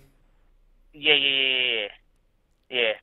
It's some real political stuff in there. Yeah, that's a hard pass for me because I'm good. Because I was already like, well, I don't even really. I'll think about getting on on a deep sale or something, but now I've just passed all the way altogether. Okay. How about that new game? What's it called? Alive or Arrive or something? I don't know what it's called. It's an online game. Anthem? You know what I'm talking about? Yeah, Anthem. I don't think I want to get that game because it's just, I hate online games like that because if there's no story mode, then once the game dies off, the server crashes, you're left with a nothing game. Am I right? Yeah, I mean, it depends on if the game is supported. It depends on how popular it is. Like a game like Destiny is like that, but it has a very big community, so it ain't gonna die off no time soon. So it just depends on how popular the game is. If you get it, it's gonna last. Okay. But another good question though, the Huawei tablets. What you got the Huawei tablets? I'm thinking about getting one. I got a Huawei phone, and the Huawei phone, I like it. It's inexpensive. It works well. I don't have a lot of problems. People talking about I got spyware on it, but it doesn't. I wouldn't worry about the Chinese government spying on you. I'd be worried about the United States government and be worried about Facebook and stuff like that spying on you rather than the Chinese government. So the phone is good. It works well. Do you bank on that thing from your phone with it? You said, do I what? Do you bank with it? Like you your bank credit, your online banking, transfer funds and everything with it? I don't do that. I don't do that much mobile stuff on it like that, but I do it occasionally. Yeah. Okay. All right, ABL. Thank you. Have a blessed day, brother. Keep the faith, brother, man, and keep the good job up. And hey, did a damn good job on the Blexit thing, brother. Blexit speaks on point, brother. Thank you for that, all man. Right? Definitely appreciate you. All right. Peace. All right. Thank you to JB for the call. Most certainly appreciate him. Yeah. And Huawei phones, I think, in my opinion, just as a, not trying to be Mr. What they call it, tinfoil hat. But I think that the rumors behind Huawei is because it's about protectionism. They don't want people to buy this because they want them to buy Apple iPhones and Samsung stuff. They want them to buy more American products, or not necessarily American, but companies that have their headquarters in America rather than headquarters in China. But that's a different story. Let's get to my next call here. 575, you're on the line. Who am I speaking to? Yeah. Hi, this is Jay. All right. What's going on, boss? Doing good, man. How about you? Everything's great. Can't complain. Hey, I wanted to ask, considering that you weren't always a conservative, how do you think we can get more people to take notice of the hypocritical and divisive nature of the Democratic Party that's really obvious to the rest of us? Well, you got to keep putting it out there. You got to put it out there in a way that can reach people that it needs to reach. People that are trying to look for different answers, and also some that may not be looking. Just like medicine, put a little bit of sugar on it, make it easier to go down, rather than trying to present things in the real old school kind of way, knocking on doors, calling, do things in a more modern way.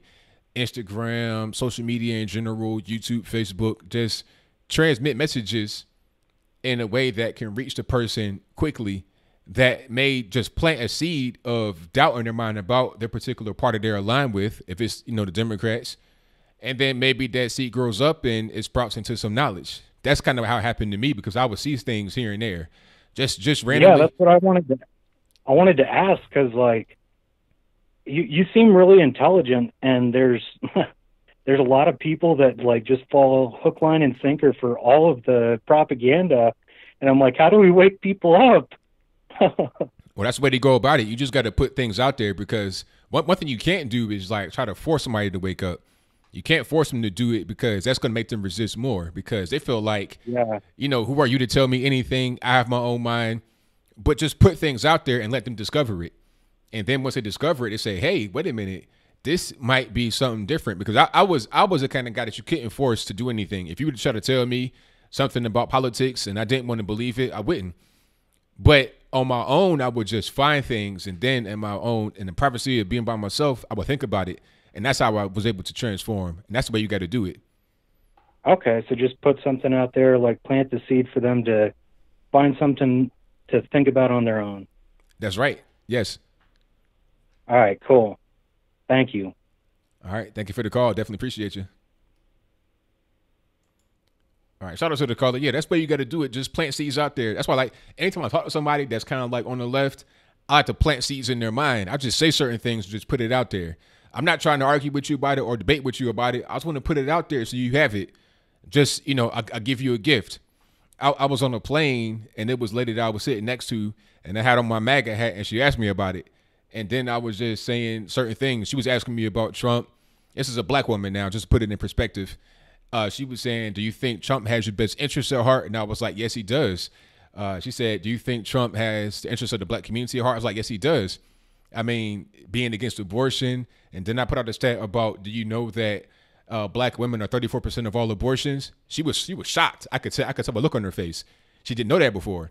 See, I'm not trying to debate with her about abortion. I'm not trying to debate with her about the fact or fiction of the number. I just want to put it in her mind. So then she's going to go home, go on her phone, the computer, whatever, desktop, and look it up. And then she's going to find information that is going to shock her. And then she may go find something else and then something else. And that's how it happens. I don't got to win the war right there in that moment with her to try and convert her to being a conservative. I'm not even about that. I'm not trying to be 7 things in your face and saying, hey, go this way, do as I say. Nah, I'll give you information. Here, take this, and you do it what you want.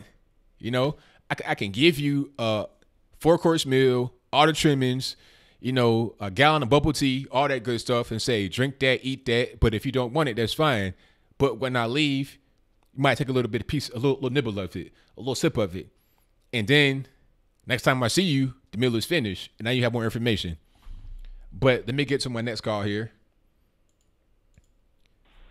412, you on the line. Who am I speaking to? This is Jeff. All right, Jeff, what's going on? Not too much, man. I was just, I was wondering if you had any insight on this. Just was seeing, like, okay, you know how they did Brexit in England or the UK? So there was like a single issue vote. Are we able to do that in America?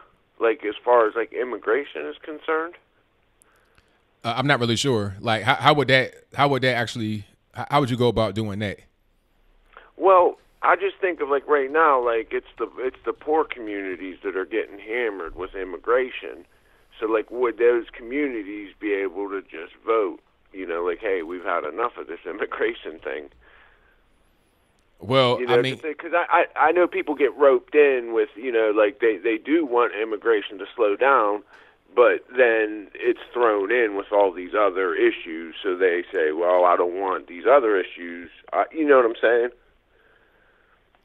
Yeah, I mean, that would be good if we could do that, but I'm not really sure how that would go. I mean, if it was just if it was available to just say, hey, people can just, I think it could be a petition for sure. People could go around, start a petition, and anybody could sign it. And then I think once you get to 100,000 signatures, it has to go to the White House and be seen. It must be recognized officially and addressed once it gets to that many signatures. So you could do something like that. But as far as anything else, I'm not really sure how that would go, because really you're talking about a federal issue, and I'm not really sure what else. I think maybe on a state level or the city level, you can have certain cities that may build a wall on their particular city, just like El Paso, Texas did. You know, there's a wall right there. I think that was a city decision. So you got the same thing in other cities around the nation. Laredo, Brownsville, places like that can say, okay, let's build a wall right here on our border, which is the border of the U.S. and Mexico. They could do stuff like that. But as far as anything else on the greater scale, I'm not really sure what you could do locally. Yeah, because, like, how about, okay, like, what? I know it's a big word to throw out, but we have the 1965 Hart-Celler Immigration Act. That should be plain and simple, black and white. That's what it is. That's our immigration policy. So the big word would be, I consider it treason to most of me. I'll give it a 51%, 49% that it's treason. That, you know, we have an immigration policy, so how come certain cities are just overriding that? You know, they didn't ask the nation. They act like the people are just going to live there forever. They move out of them cities into different places, you know? Yeah. Would you? So my question is, do you consider it treasonous or subversion at the least? That's what it seems like, yes. I'm not really sure as far as the actual definition of it, but just me sitting here giving an opinion, that's definitely what it sounds like. Absolutely. Yeah, because, like, I know there's, like, I've read up on this a little bit, and, like, there's a town outside of Philadelphia, and it was about town about 30,000 people, and it's been historically black for I think I want to say about 100 years, historically black, about 80-20. And sure enough, over a 15-year span, it's now Mexican majority in 15 years. And it's just like, did they ask the people there? Did they ask them if that's what they wanted? I just, like I said, we have an Immigration Act in the hard cellar. We take 1 million legal immigrants a year, and that's what it is. So you figure since 1965, I mean, you're better at math. What would that be? 65, 75, 85, 95, 54 05. years. Yeah, you're talking 50 million people just right there. Then they have kids, and so that's okay. That's fine. That's what we agreed upon. That's what got signed. But then you got these sanctuary cities. You got people staying over on the visas. Because I didn't really realize how many people. That's the majority of the illegals is the people overstaying visas. It's not people crossing the border. I didn't realize that most people that come here illegally are flying in. Yeah, overstaying their visas, absolutely. Yeah. Yeah. But I really enjoy your show, man, and I've been a fan for a couple years now. I've been kind of hurting on money, so I haven't thrown you any dinero in a while. But yeah, I threw you a couple bucks a while ago. But I appreciate everything you're doing, man. You do great work. Oh, thank you for the call, man. Definitely appreciate you. Okay, ABL, I'll talk to you, man. All right, now. Later. All right, shout out to the caller. Great call. All right, you guys, read some super chats here. And I got a question for y'all. If I was to do a tour, like going around different places and meeting some of you guys, doing the meet and greet and whatnot, what city should I go and who should I bring with me? Because some guys I know, they're interested in doing it with me. So where should I go and who should I bring with me? You guys let me know in the chat. And I think I may do like an official poll or something on the community section on my page. Like, the page where you can just go see posts on YouTube and also on just different platforms, social media. Where should I go? Who should I bring with me if I was to do a tour? So y'all let me know. But at Super Chats, shout out to Nick Taylor, who says Ross Barnett, George Wallace, Robert Byrd, LBJ, Oral Fabus, Carl Sanders, Lester Maddox, Theo Bilbo, born Democrats, died Democrats, no party switch, 1,000% correct. Especially your man, Robert Byrd, 50 plus years in the Democratic Party as a high-ranking official in the Senate, the federal Senate, not the West Virginia State Senate, the federal Senate. He was a president pro tempore, which means he was third in succession to become president. He was Democrat the whole time, never a Republican, and was in the Klan. Apologized talking about, I was a young man, I didn't really know any better. Okay, that's fine. But David Duke was in the Klan when he was a young man, was never really a high-ranking person, only did one term in the late 80s in the local state Senate, not even the federal. Now, he was in the local house. The state house was never in anything federal at all, but people keep pointing to him as somehow, an example of how Republicans are racist. He ran as a Democrat and a Republican back then, and he still is the same way right now. David Duke says that Ilhan Omar is the most important person in Congress. But where is Ilhan Omar with the disavowal, talking about, I don't support him, I don't like him, I'm not affiliated with him? Where is the dismissal, the disavowal? Where is that at from Ilhan Omar as it relates to David Duke? Now, if you don't have that, then you got to ask yourself, what's really going on here? What are we really talking about? And shout out to Sound Mixer, who says, what's my opinion of 5G? I don't know a lot about it to give you an opinion, so I couldn't really say. I'm hearing things about how it's dangerous and whatnot, but I don't know enough to say anything really about that. I need to do some more research on it. But thank you for your donation. Most certainly appreciate you. Okay, people are saying Indiana, get Sticks Hexenhammer, Denver. Denver sounds nice. Let me see. Charlotte, ATL. ATL has been mentioned a lot when I've asked this question to people in general. People say ATL, Indiana. Let me see. Pool for travel. Yeah, we got to get Kevin, London. Yeah, if I could, hey, London would be great. New York. Yeah, I want to go to New York as well. I definitely want to do one in New York because I had the experience in LaGuardia. I want to see what it's like on the ground. I want to see that life. Midtown ATL with Diamond and Silk. Hey, that'd be great. Let me see. Norfolk. Hey, I was just in Virginia, Will, man. I was in Richmond just a little while ago.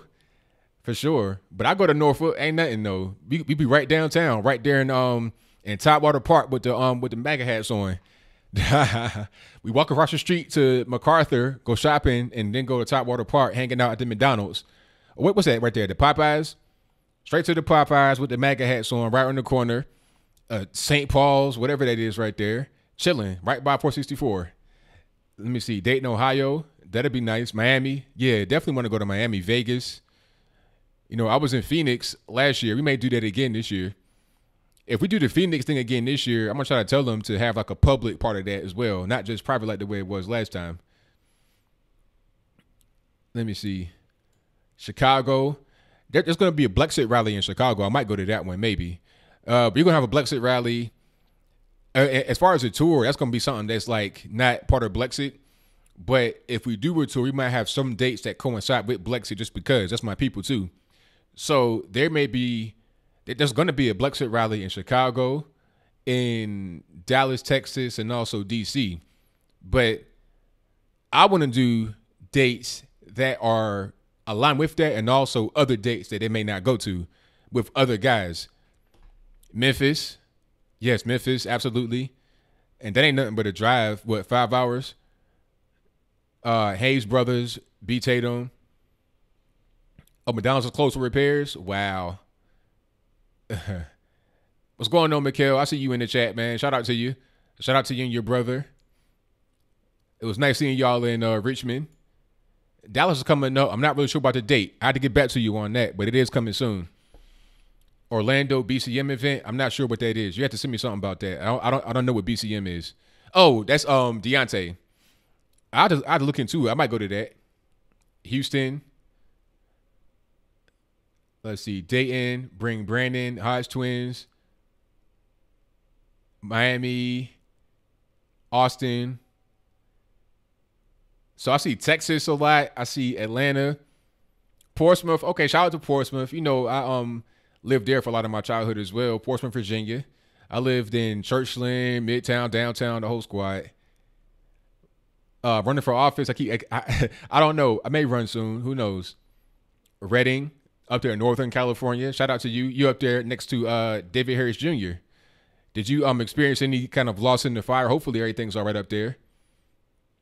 LA, Puerto Rico, Tampa. All right. I see a lot of cities. I see a lot of Florida, Texas, Midwest like Chicago, Indianapolis, California, New York. Yeah. So we'll see. Chattanooga. Yeah, but we'll see. Definitely. Let me get to some more calls here. Nippin, what's going on? Not much. How you doing? Everything's good, man. Can't complain. Let me just mute the live stream. Yep. Everyone is calling the Marvel movie a piece of S-word. Yeah, it's not good. I didn't like it. Yeah. They're just moving to the SJW narrative all over again. Yeah, it wasn't a good movie. Like, it'd be okay if they had some political stuff in there if it was good, but it just was not good. They focused so much on the political stuff, they forgot to make a good movie. So I didn't like it at all. Yeah. It's just, that's what movies do these days. They just virtue signal so much. Yeah, pretty much.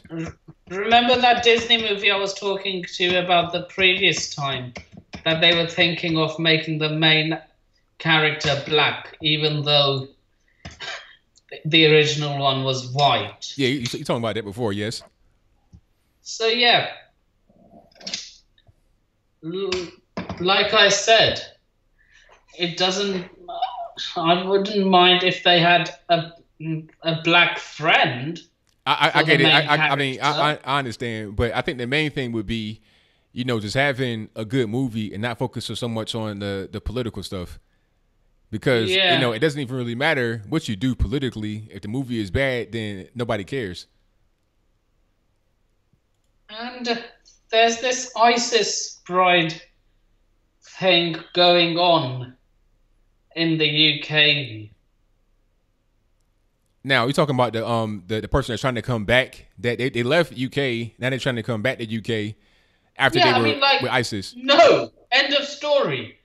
You're a known supporter of a terror organization. No way are we letting you back in. Yeah, pretty much. I mean, if you wanted to become an ISIS member, then go for it. Be part of the caliphate and have fun. Don't come back here. Exactly. Right. Exactly. Yeah, and then like a baby died of the ISIS bride. Now, if it was any other baby, like okay, but a baby that would be known to grow up to be a terrorist, I think it was just bad. Wow. Nah, I mean the baby's innocent. The baby's innocent because they come into the world, they don't know what's going on. It's the parents or the mother that are to blame. Because it's more than likely had the baby survived, they would have been taught by their parents to hate on Western civilization. Yeah, and that's unfortunate because babies are innocent. They come into the world. I mean, they have nothing other than who's taking care of them. So if you got people that are not doing the right thing, that's where you have a problem. Yeah.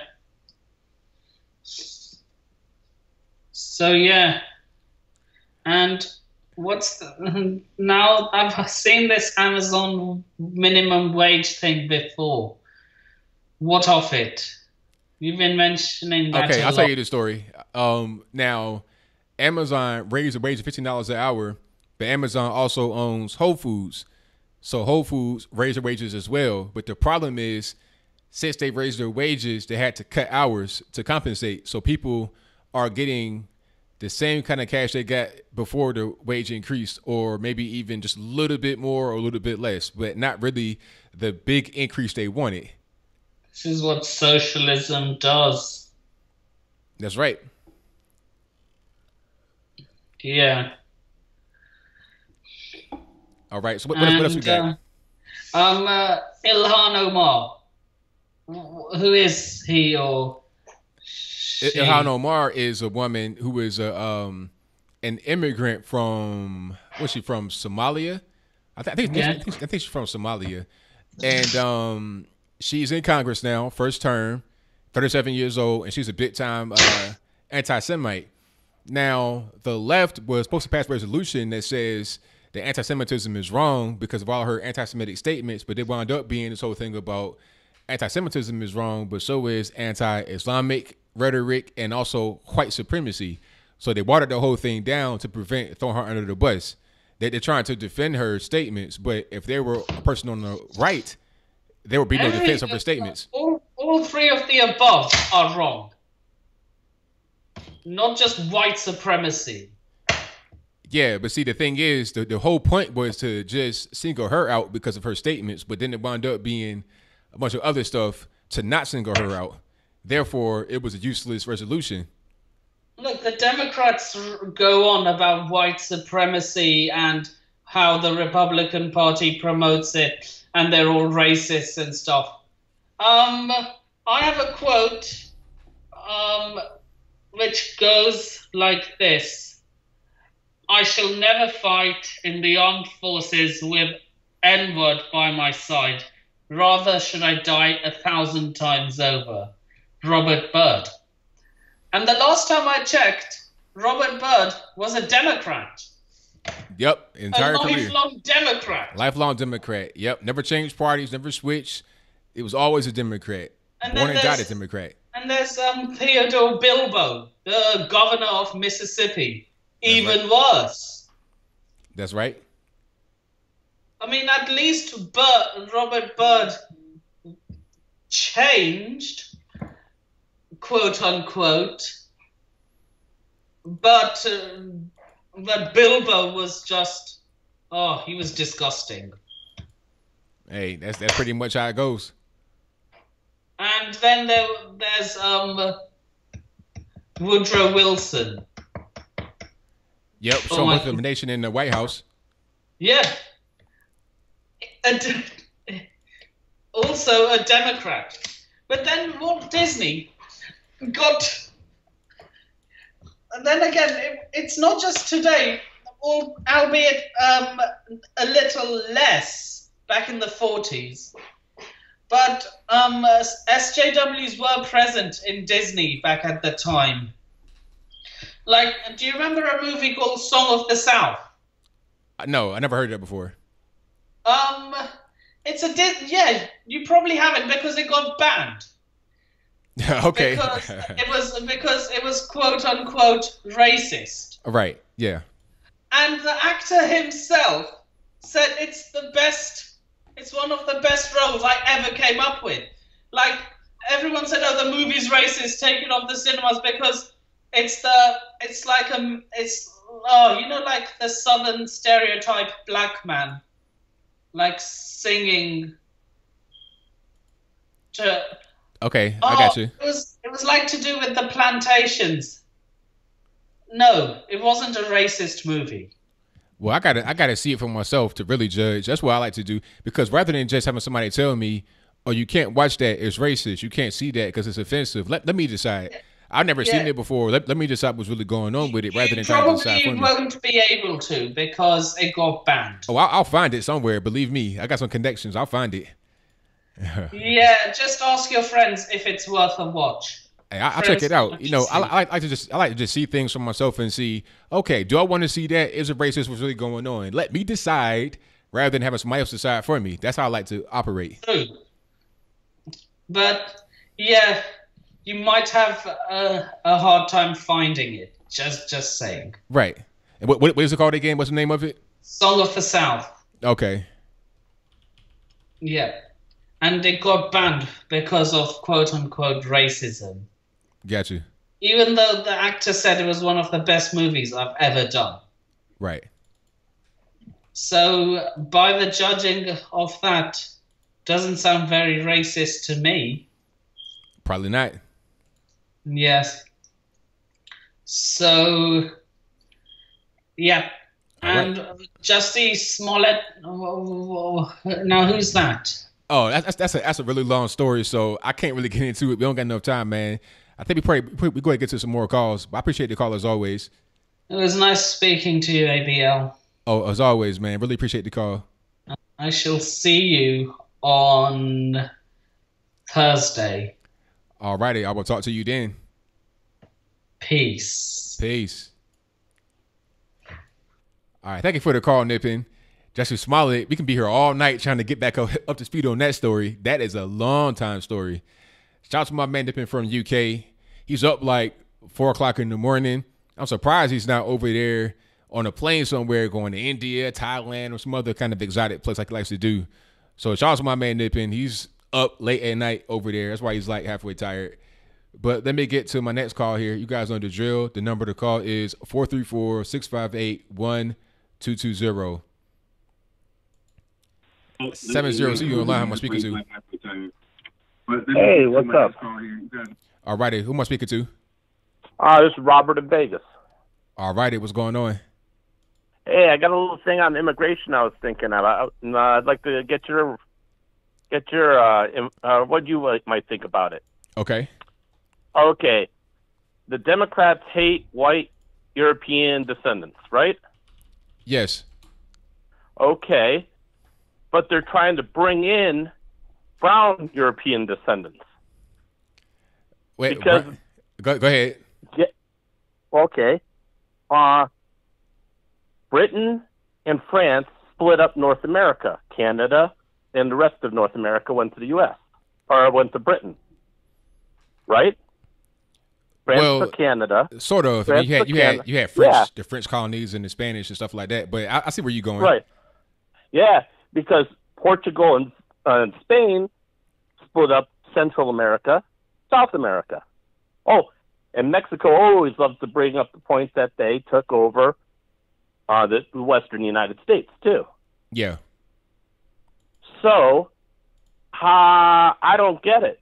The Spanish and the Portuguese, man, they massacred millions of people in Central, South America, and the Caribbean. Then brought in way more slaves. Yeah. But these are good people to let into the United States now. Yeah. I mean, that's an interesting point of view. A very interesting point of view, because when people think about Mexico and stuff like that, they're not really understanding what they're saying when they're talking about a Mexican. I mean, what is that really? It's the same thing as saying an American. That's not a race. Mexican, you can have people that are there natively. You can have the mestizos. You can have just regular white people. You can have black people. I mean, pretty much anybody. Oh, and I know all about that because my wife is a Chilanga, born in Mexico City. Ah, okay. So, and she actually, hey, shout out to George Maloof here in Vegas. He actually sponsored all his employees to become U.S. citizens. He actually paid them to go through classes to become U.S. citizens. There we go. Yeah, he was. I actually met him a couple times. Great guy.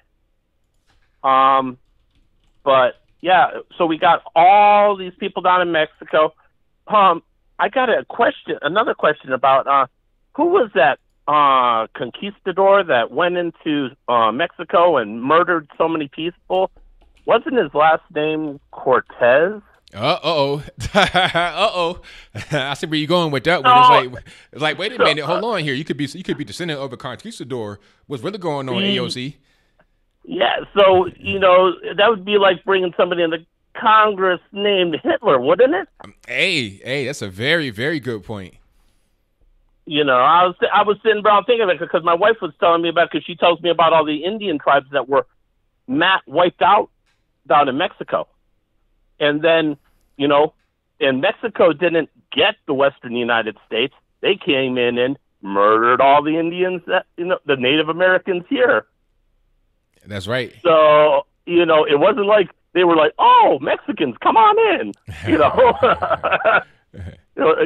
They just took the land from the Native Americans here.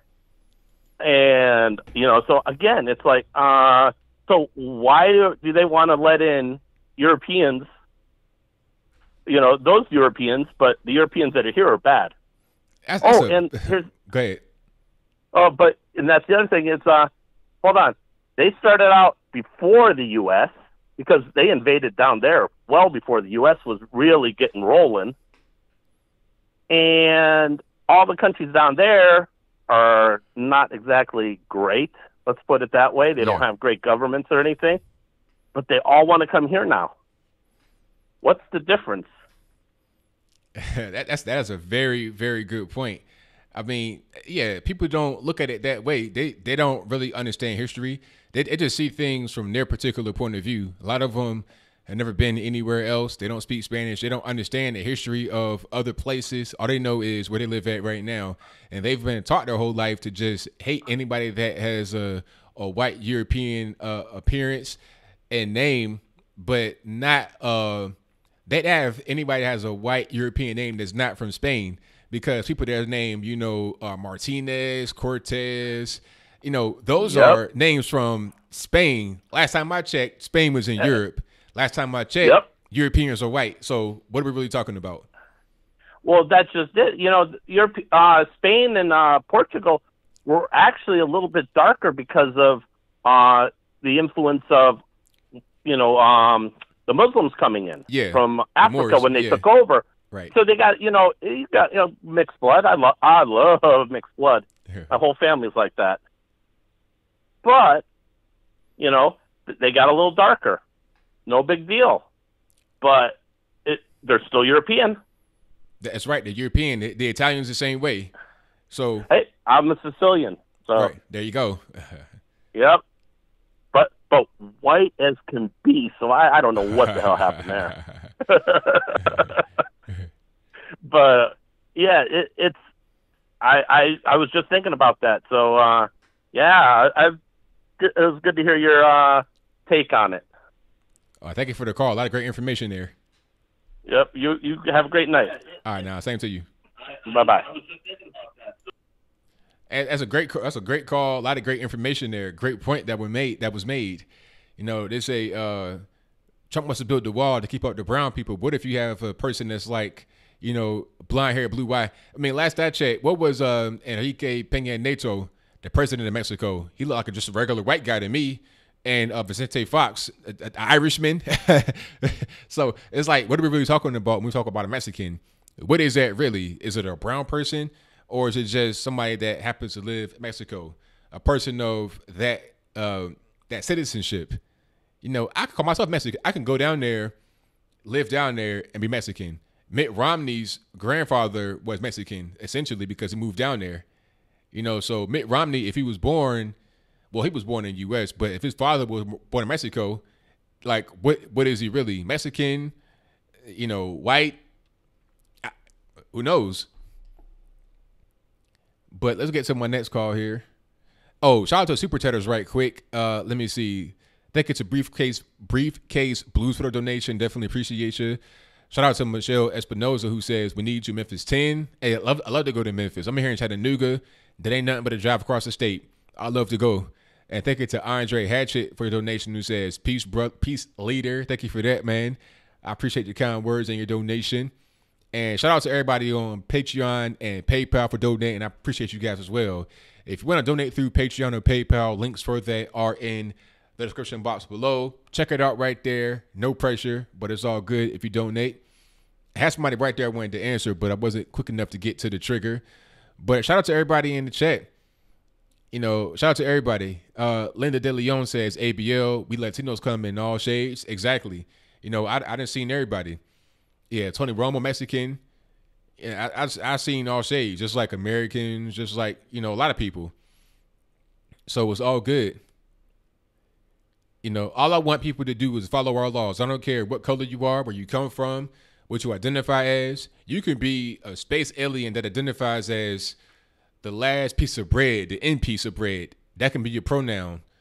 You know, breads. That can be what you identify as. That's fine. But as long as you follow the laws, I'm cool.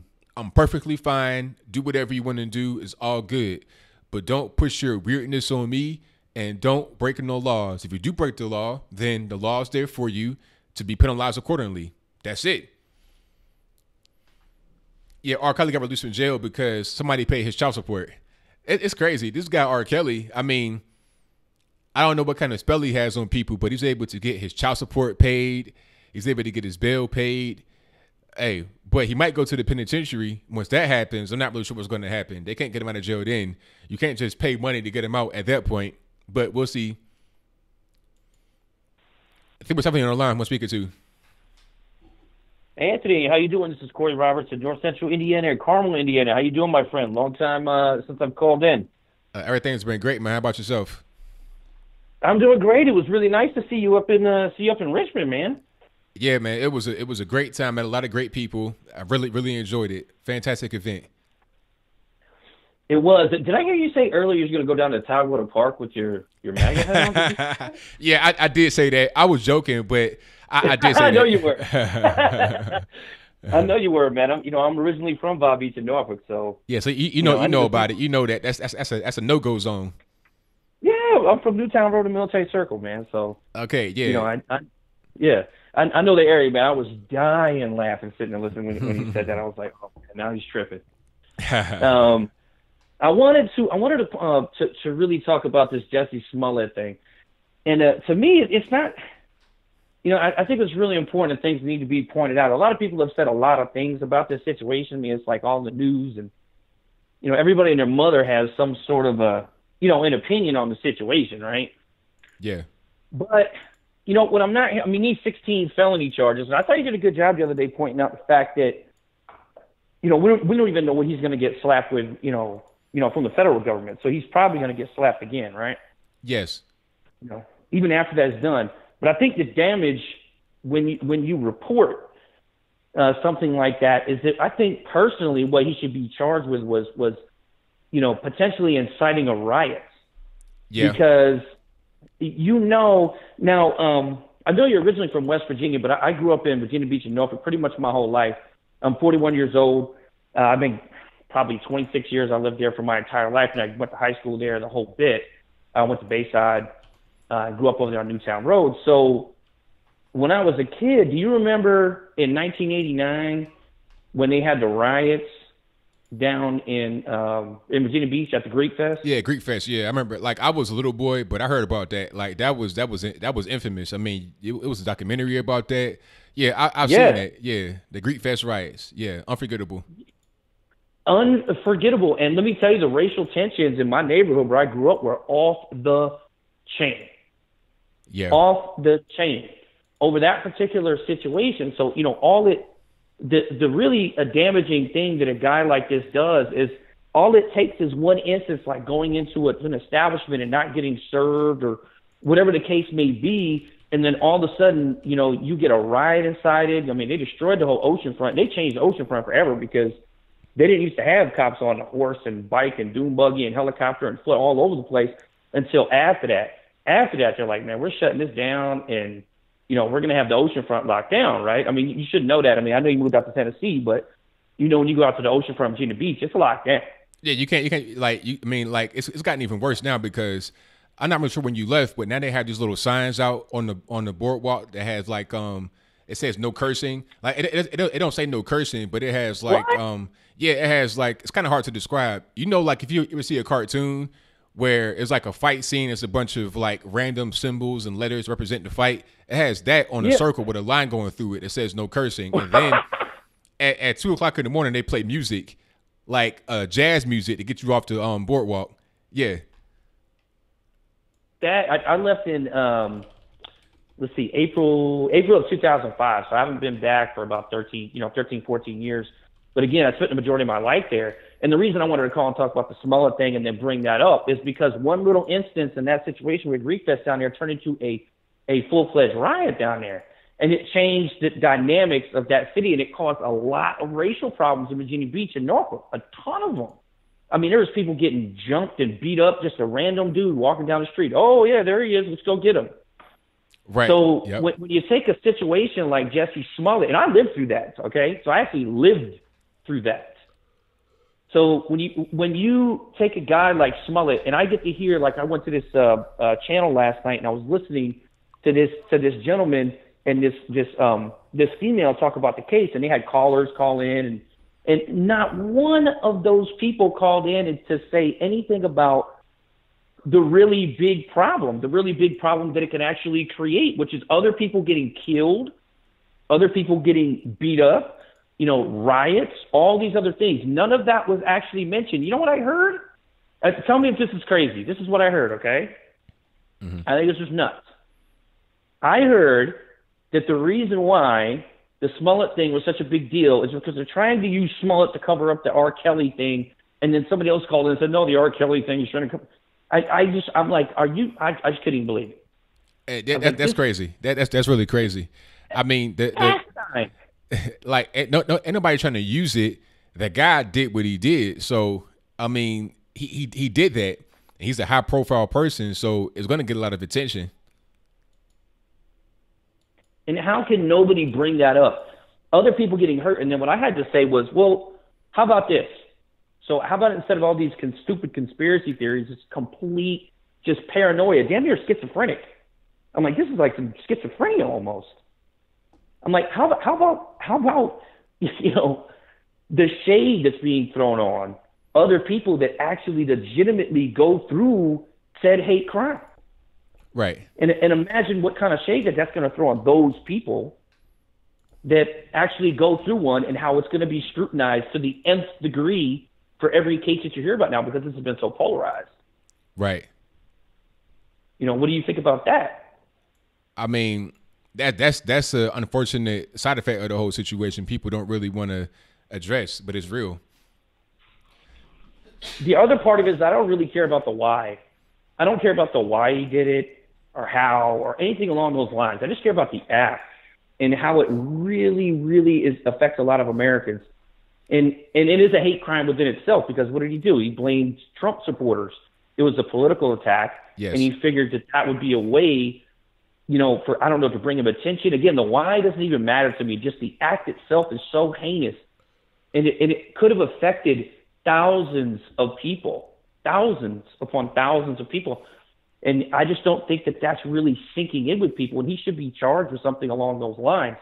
And I don't know if the federal government's going to come in and do that, but they really need to make an example out of him, because that kind of lie it's obviously egregious and silly.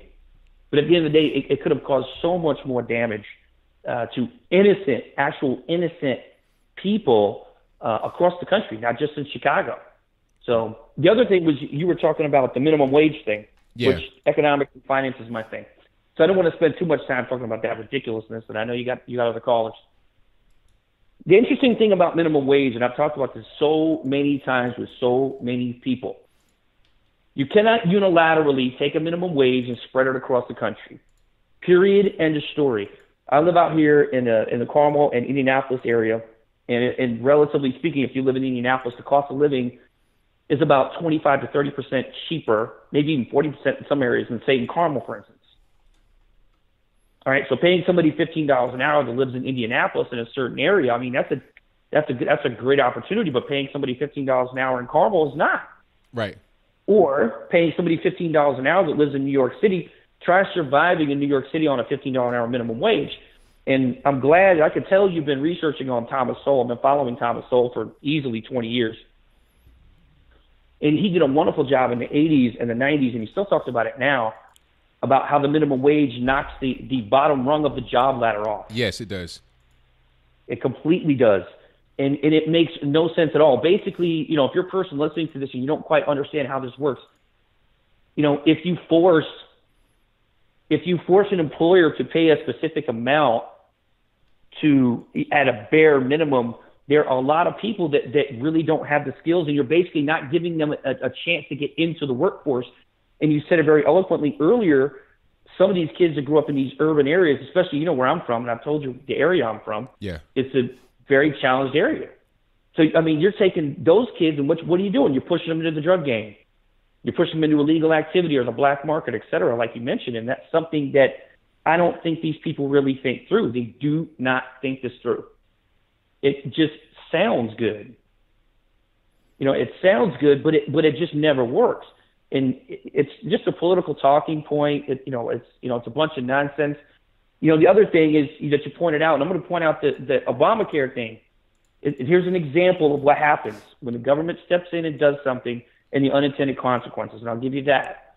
So, I worked in finance and managed money. I did insurance. I mean, you name it. Trust, right. Everything.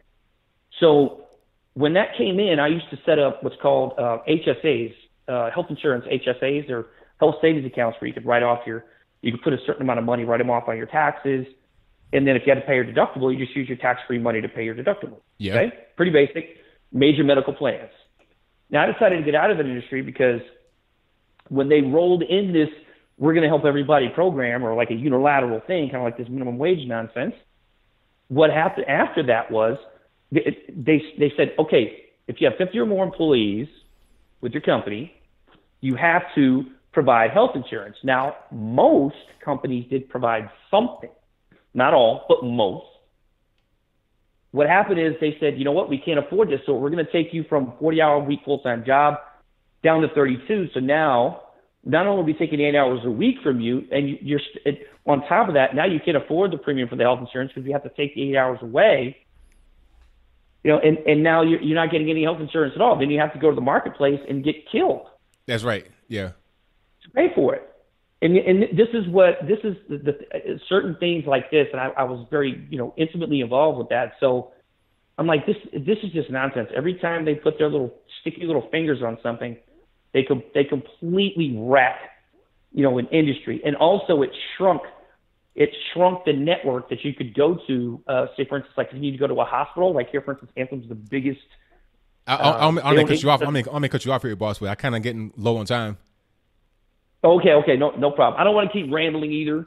I just wanted to point out that you made some good points. Every time the government gets their hands into something, they're trying to help. They screw up something else, and it usually has something to do with politics or absolutely something along those lines.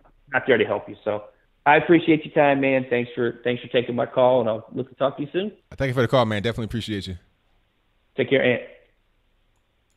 All right. Shout out to the caller. Most certainly appreciate him. And I'm going to show you guys the whole Greek Fest thing, because some of you guys were asking, what was the Greek Fest? Now, what happened with the Greek Fest was that it was a riot that happened at the Virginia Beach oceanfront in 1989.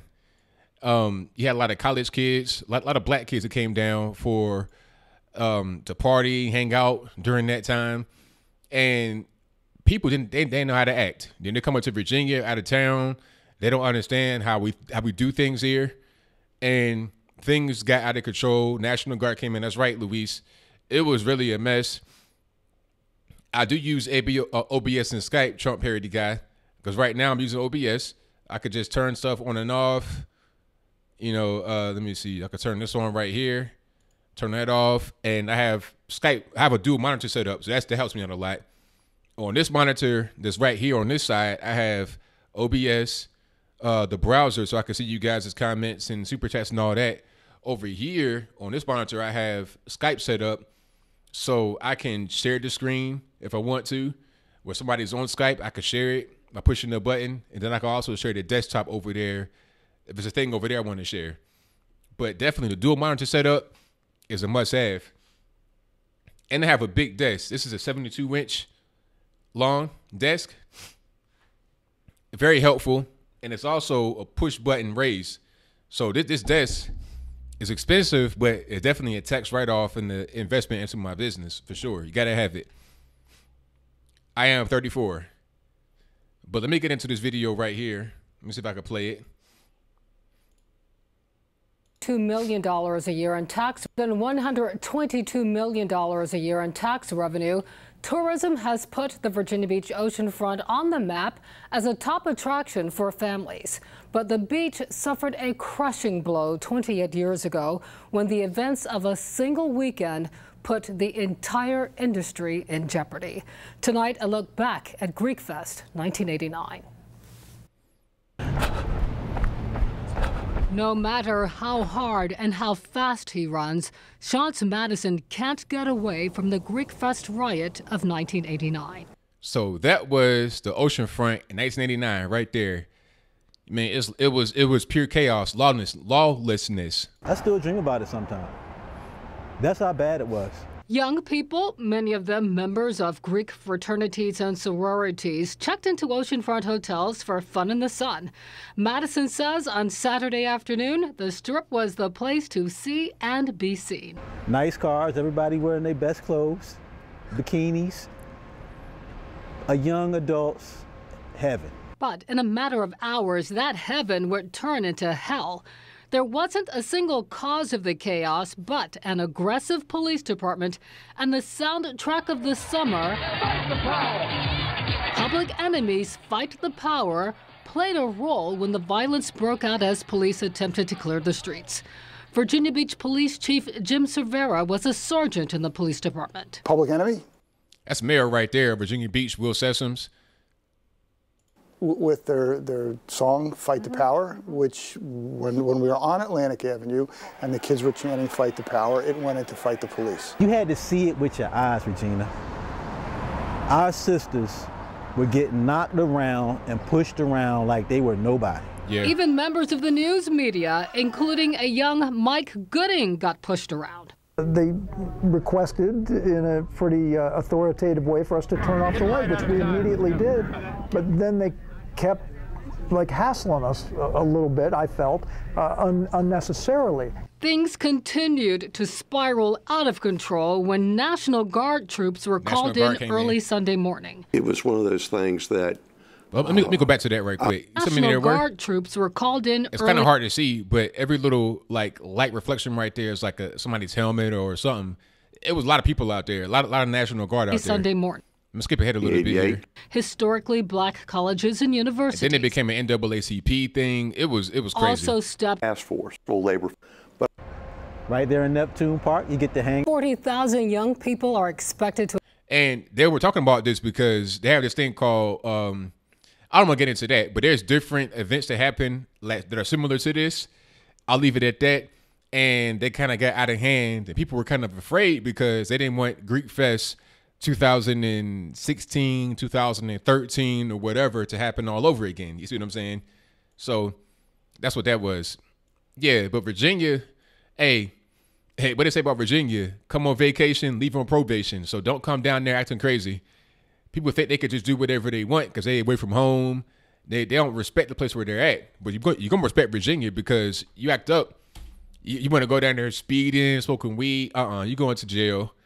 You going to jail. And they're not going to play. They'll beat you up. But, the thing is, it's not even like brutality. It's just a matter of just behaving properly. You can't come to a place and disrespect it and do whatever you want to do. That's just what it is. What was going on is you have a lot of people that were there that were drinking, being obnoxious, and not respecting where they are. You put all that together, young people, 25, 20, like not 25, college, like 18, 19, 20, 21, 22 with alcohol, drugs, this anti-police mentality, out of town, tourists, don't know where they are, acting crazy, single parent households. And this is like 89, so you got crack going on. Nah, it was just too much. Bottom Buck Science, shout out to you, man. Only 14 years old. Shout out to all the young subscribers. What happened was it was a riot on in that particular time because there was so many little things that popped up. It'd be a little fight here or fight there. And then it became this riot. It was a race-based riot because they thought that it was like some kind of racist attack on them. So then it became a riot. The National Guard came in. A lot of people got beat up. I think some people got killed, if I'm not mistaken. It was really, really bad. Yeah, it's like Black Bike Week, but that one was really bad. It was a full-scale riot. Hundreds of people, if not thousands of people, were in the large-scale riot down at the Virginia Beach oceanfront. They said it damaged top 1 million. It was 100 businesses looted or vandalized. Police officers and civilians got hurt. Yeah, it was crazy.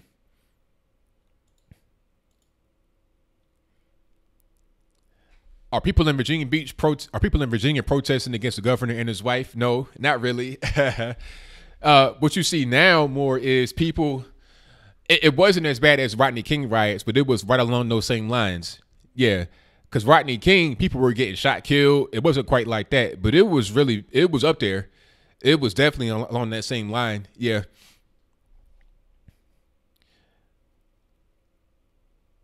Yeah, exactly, Kim. It was really bad for that particular point in time. Oceanfront, I mean, they changed Oceanfront forever because after that, they put horses down there.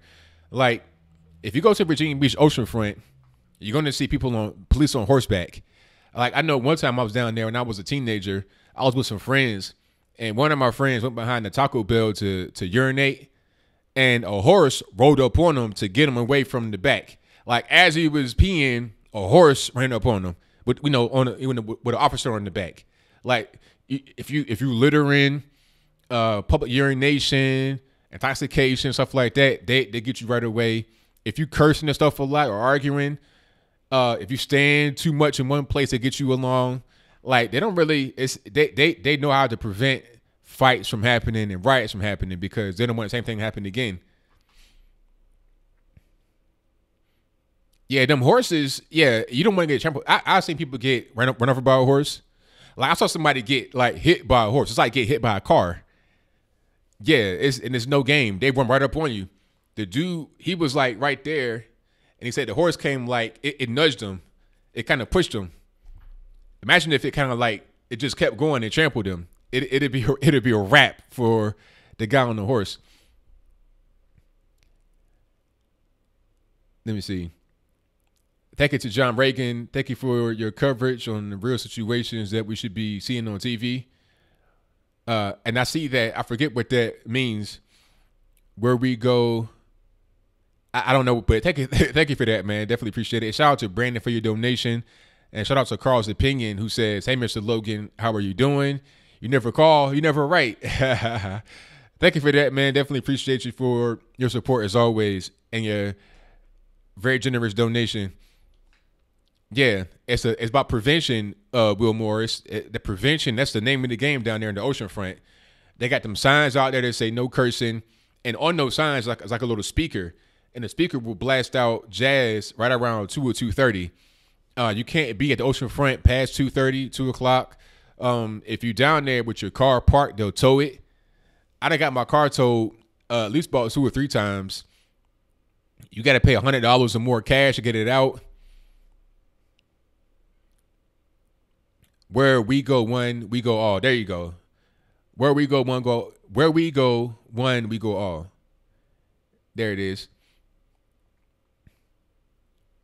But yeah, overall, I mean, Virginia Beach is a fun place to be for tourists. It's cool because the thing about it, one thing to understand about Virginia Beach or any other tourist location like that is it must be safe for tourists to come. You don't want to be a tourist in Virginia Beach and go down the ocean front and get your head busted in by some crackhead down there, you know what I'm saying, banging needles behind the Dunkin' Donuts. You don't want that. So you want the horses to be out there to protect the tourists, because the tourists don't know what Virginia Beach is like. People that hear about Virginia, they think it's, it's all good, sunshines and rainbows. They don't know about SeaTac. They don't know about, what's that, Friendship Village, Green Run, Bridal Creek. They don't know about all that. They don't know about College Park. They don't know about these little areas where things get weird. They don't know about the ocean front, people that are under the piers at night sleeping, if they can get down there. My cousins came in from West Virginia, and they want to go to the ocean front. And under the pier, it's shade. And my cousin went to lay under there. I was like, no, don't go over there, because you don't know who's over there, who's been laying down there at night. It could be needles. Like, you got to be careful. Tourists don't know these things, which is why you got to have security at the beach to make sure everything goes smoothly. And also, you can conceal carry at the beach if you want to. Matter of fact, you can open carry at the beach. You can conceal carry and open carry. So if you're a tourist, you don't know if I got a gun on me. So one thing is to be safe. Virginia is for lovers, but don't get caught slipping. Oh, the best beaches are not, 17th Street and stuff like that. The best beaches are private beaches where you can go, like if somebody has a house on the beach and they got their own private beach, that's the best. Chicks Beach is okay. Parts of like Northern Virginia Beach, or like far up, like 89th Street, not 17th Street. You don't want to go like if you go down straight 64 to the ocean front, that's where everybody that's a tourist goes. You get all the like little happening spots, little clubs, bars, shops. You can get t-shirts that say "I love Virginia Beach" on it. But if you really want to go to a more quiet location, you can go to Norfolk's beaches. You can go to maybe even Hampton, Phoebus or something like that. You can go to Chicks Beach. You can go to like high up on the ocean front, 89th Street, stuff like that, 90th Street. But 17th Street, nah.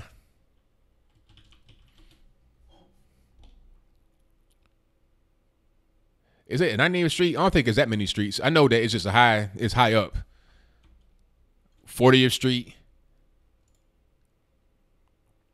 Yeah, way up, like 60. Yeah, there's a 90th Street up there. Or 88th, 89th. Way up there. My favorite beach, I'm not really sure. In Virginia, in the Virginia Beach area, probably it was a private one. On Willoughby Spit, my dad had he had a condo right there. That was nice to be right there on that beach, and it was cool to see the HRBT, Hampton Roads Bridge Tunnel, because you can see that right there from the Willoughby Spit, because it goes right there. So that was nice to have that kind of view. Newt Beach, no thanks. But yeah, the best beaches I heard are like in Miami and Florida in general. The cleaner, the better, or like in the Bahamas or something like that. Obviously, the islands be much better, clear water, better for just a better beach in general, a better maintained beach. And you don't want to have you got some beaches that have cigarette butts all over the place. You don't want that. Gulf Coast, Florida. Yeah. QAnon, I don't know much about QAnon at all. I keep hearing about it, but I don't know much about that personally. So I'm kind of like the wrong guy to ask. I've not been to Mexico. I've been to El Paso, and that's the closest I've been to Mexico. But I've never been to Mexico, exactly the country. But I wouldn't mind going. I wouldn't mind going to Cancun or something like that. But they got tighten up the security. I ain't trying to get kidnapped. I ain't trying to get shot in my villa. Have better security, then I'll go visit the tourist spots in Mexico. Until then, I'm good in the United States where we got better security.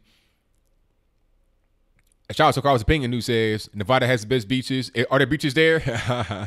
I don't know about that. I mean, what you talking about, like Lake Mead? Is there a beach on Lake Mead? I'm not really sure.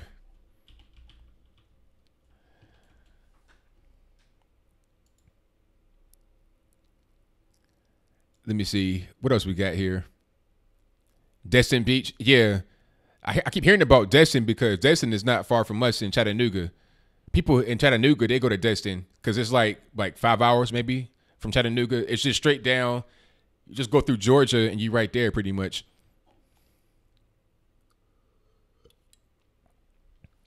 Thank you to John from Mobile, Alabama. Shout out to you as well. If you guys want to donate, somebody said you want to donate, there's a link right there from my man, Bill from the Hills, right there in the chat beside me. Also right in front of you in the chat. There's also a super chat right next to your name or below your name, actually. There should be a $sign right there. Click that $sign and you can click super chat and then you can push a little blue slider to whatever you want. You can go 2, 5, 10, 20, 50, 100, 200, whatever it is. 1, and you can leave a message.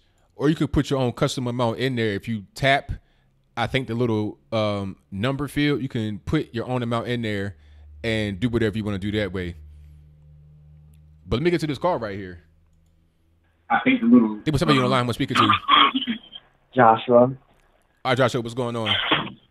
What's going on with you too, Angie Ryan Logan? Everything's good, boss. What's happening? Not much, absolutely, but did you hear about Trump taking shots of Ann Coulter?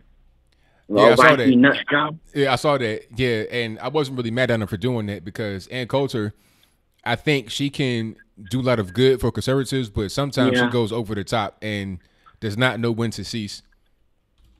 Yeah, it's like I think the why she always hammers on Trump is that because she wants the border wall now because we don't want no more illegal immigration coming to our country.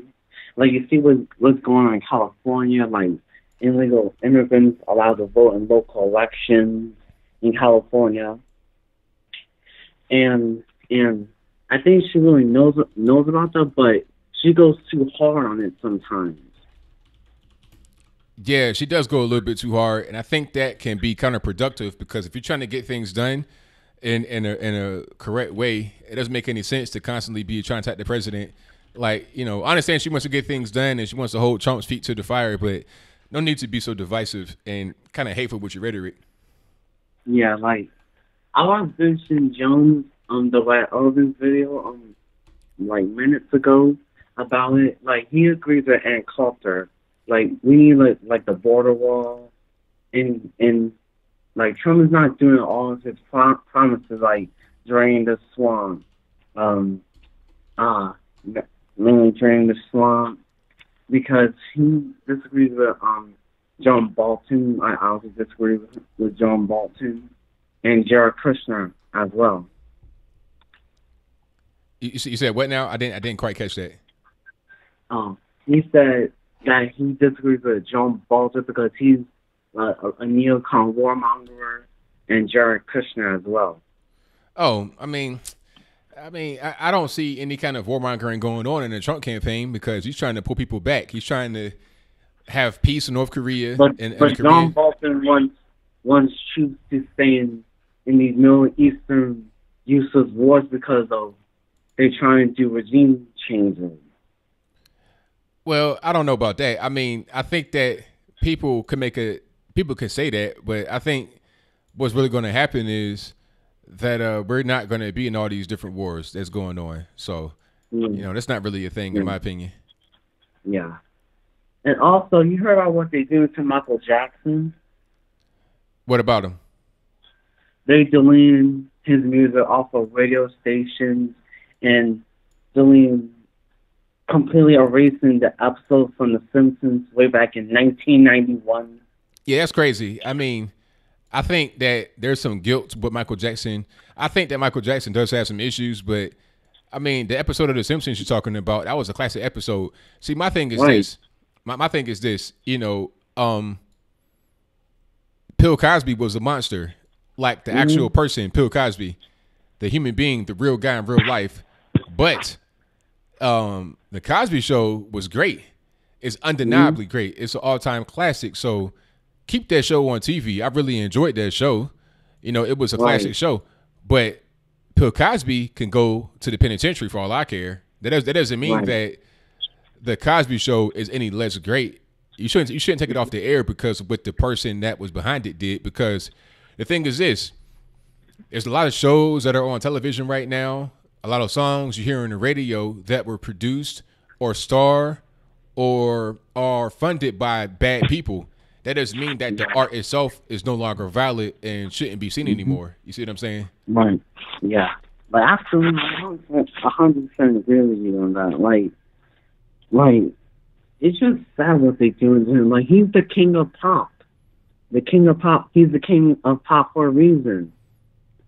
Yeah, that's right. And and this is also a way perfect time as well, since it's almost the 10th anniversary of his death. So they're not gonna play his music on the 10th anniversary. So that's why we got YouTube and Spotify to listen to his music. That's why radio is dying. Yeah, pretty much. Yeah. And a couple more things I want to talk about is that, do you believe that Trump will win in 2020? Don't believe in what now? Do you believe that Trump will win in 2020? Well, absolutely, because the thing about it is nobody's going to be able to go against him. Who they going to have to go on the opposite side against him? I mean, Kamala Harris. Kamala Harris has no chance. She has kickback right now in the black community. So how is she going to be able to win an election if she can't even get support from those who need support from? Like, Donald Trump has so much support, and it's enthusiastic support. It's exciting support. Kamala Harris, there's no excitement behind her. There's no real enthusiasm. There's nothing there. So she's not going to be able to win. If Hillary Clinton couldn't win, how is she going to win? Especially with the incumbent who has more of a chance to be able to win. Yeah. Like, absolutely. Like, I think Vincent James McKay, the Red Elephant, and some other conservatives doesn't realize that it's not just the white community that is breaking up. It's the black, Hispanic, and Asian community that is breaking up, that the Democrat Party is not really about peace, care, helping the communities out, because the majority of the community of cities are Democrat controlled. And guess what? They're running like courts, like with all the drugs, the crime, and all the crazy stuff that happens in those things, shootings. That's right. Yep. I mean, like, let's tell my glasses that I think Trump is going to flip more states in 2020, like a Minnesota, a Nevada, a Colorado, a Virginia, and New Hampshire. Yeah, he may do a sweep almost. He may do like what Reagan did in 1984. Where not like Reagan, like 525, because California is blue forever now. I mean, we'll see. We'll definitely see when the time comes. I mean, it's going to be interesting regardless. I don't think anybody on the left has a chance. It may not quite be a total sweep, but it could be close to it. But I'm going to get some more calls here, man. Thank you for the calls always. Definitely appreciate you. I appreciate you too. All right, now. Take care. Take care. Thank you for my man Joshua for the call. Most certainly appreciate it. Let me get to my next call. Victor, Hello? What's happening? Oh, hey, how's it going? Everything's good, man. Can't complain. Cool. Thanks for taking my call. Hey, no problem. Hey, man, I think you're going to see Van Jones at the next Brexit rally. You think so? He's getting close to it, man. What you said, CPAC? Yeah, I did. I did hear what he said at CPAC. And now he's being attacked, being called a coon and stuff. Yeah, I mean, anytime you try to bridge the gap a little bit and try to have some friends on the right, all of a sudden, people on the left that was your friends for years and years and years say, "Oh, now you a coon. Now we hate you." Now it's like, wow, really? Okay. It's kind of funny how the left, the way that they want to prove that the other side is racist is by saying all these racist names towards the minority. Right, exactly. It's like, wait a minute, okay, you're going to say that the opposite side is racist, but you call me a racist name to prove it? How does that make any sense? You want to call me a token, a house N-word, all this and that. You're not doing a very good job convincing me your point here. Yeah, man. I mean, and we saw it with Steve Harvey, the running back Hall of Famer Joe Brown, Kanye West,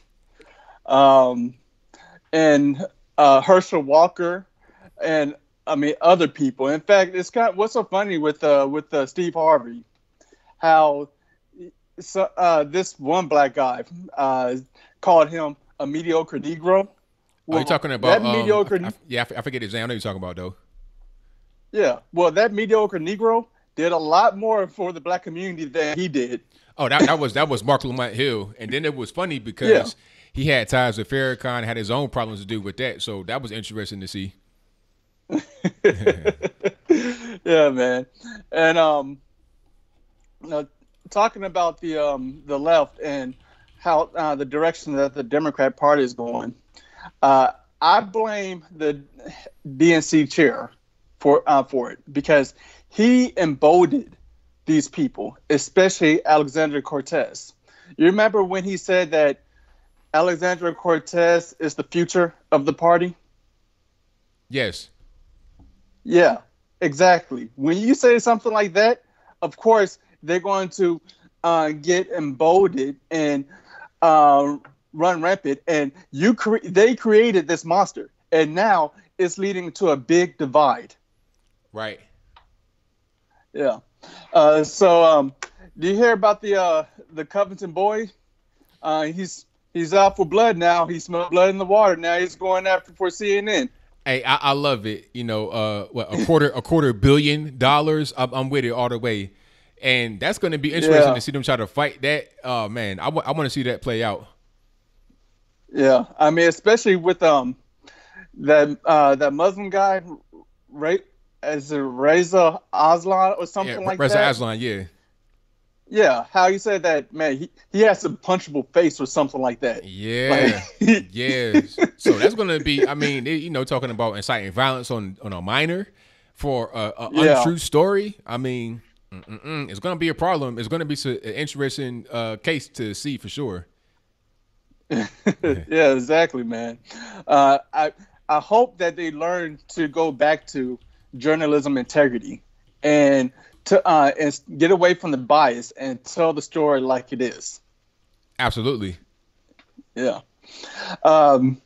Also, did you hear about this bill that's been presented about in Oklahoma about the father getting consent for abortion?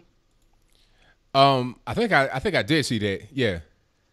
Yeah. So if people don't know that there was a bill that was presented in Oklahoma saying that if the woman wants an abortion, they have to get the consent from the father of the child.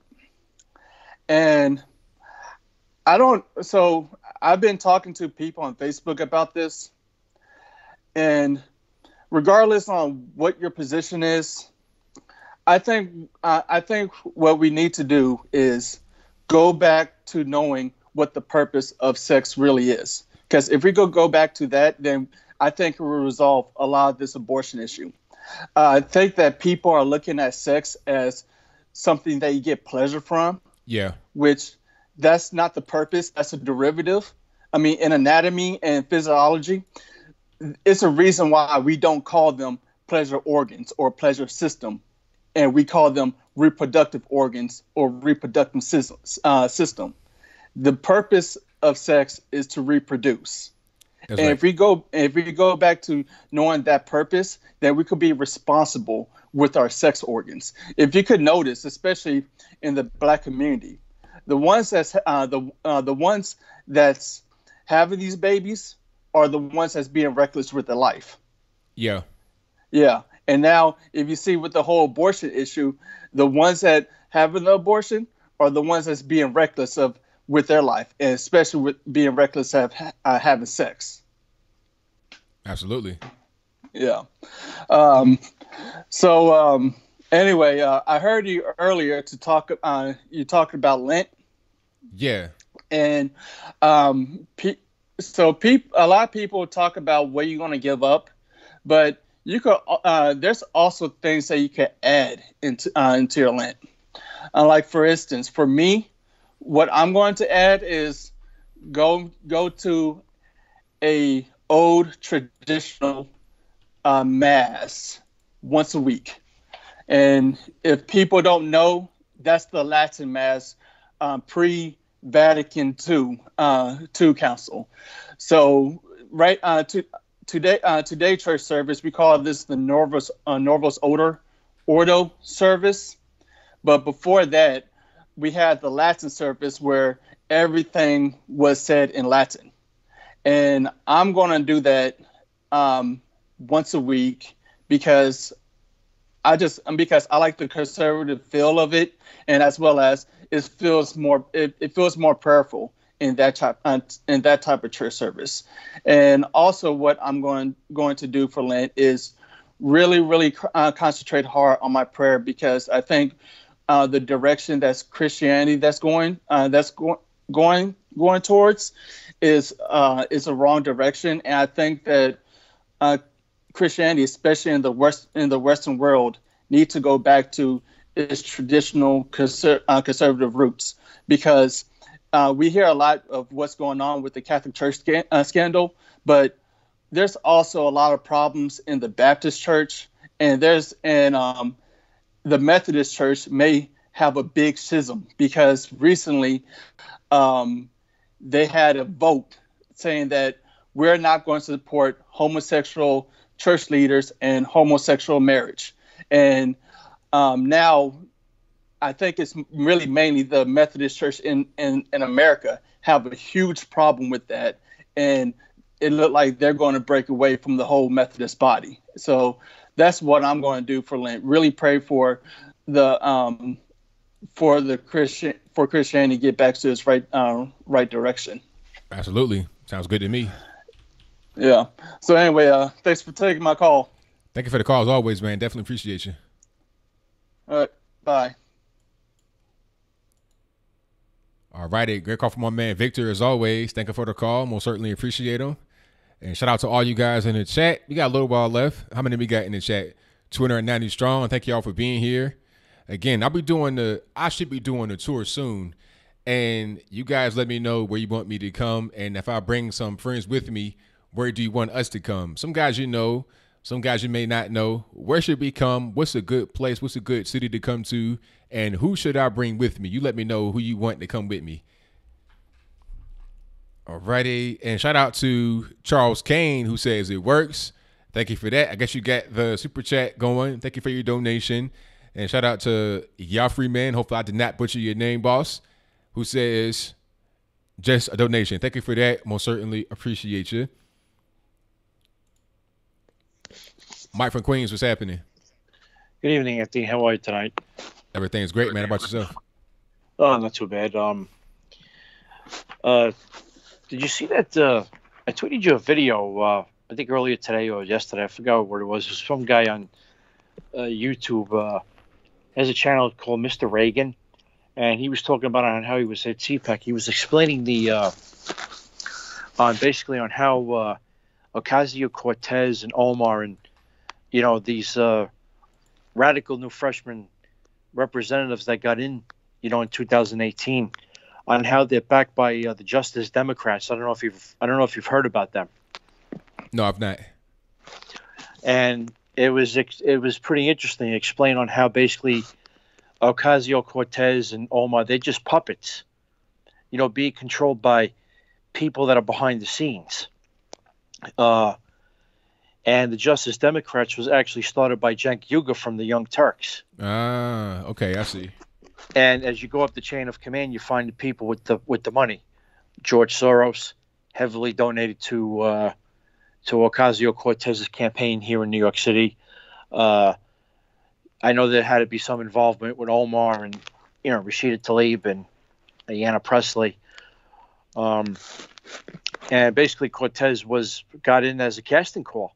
Her brother supposedly sent the video to the Justice Democrats, and they saw that she had, charisma and personality, and that's why they selected her. Because when you notice when she talks, she sounds like she's talking with talking points. And anytime she gets knocked off her stride, that's when she starts becoming a bumbling fool. Kind of like the way Obama was. And, Obama was really polished when he was speaking like that, with teleprompter, very similar. But when he got knocked off his stride where he had to go off the cuff, that wasn't his strong suit. And Ocasio-Cortez is basically the same way. That's how I see it. Yeah, you're right about that, because I could tell a lot of them, they've been trained to say certain things and do certain things. Like a lot of them, when they get approached in the airport with questions, they look at their phones, have like a fake, conversation to avoid questions. They do a lot of the same tactics. They answer questions in the same way. If they get asked a direct question they don't want to answer, they go to something else. So I see a lot of the same tactics. They probably just came from the same school of thought. So it doesn't surprise me at all that this has come out about them. Yeah, and the people that are behind her, who structured her campaign, the guy who's the chief of staff, he's an Indian guy. I think he's the one who's going to probably be under investigation for these ethics violations that her campaign and she's gotten hit with. He's an Indian guy. I don't know his name, but the people that put him in worked for Bernie Sanders' campaign, and they're basically out of the Saul Alinsky, school of thought. Right. So it's kind of interesting. This is like the first thing I've ever seen on YouTube of someone that really dug into depth on her, on really where she just came out. Because really, if you look at it, she came out of nowhere. And, anytime they catch her in the airport and they ask her a question, she kind of repeats herself 2 or 3 times before she spits out the sentence. And you look at her Twitter feed and the grammar that she's using, it doesn't match up. Correct. Someone is controlling her Twitter feed. Oh, of course. I mean, I saw that change happen closer to the actual, when she got into office. I started to see that change, and you can see it's more well crafted. Absolutely, there's a team of people working on this stuff.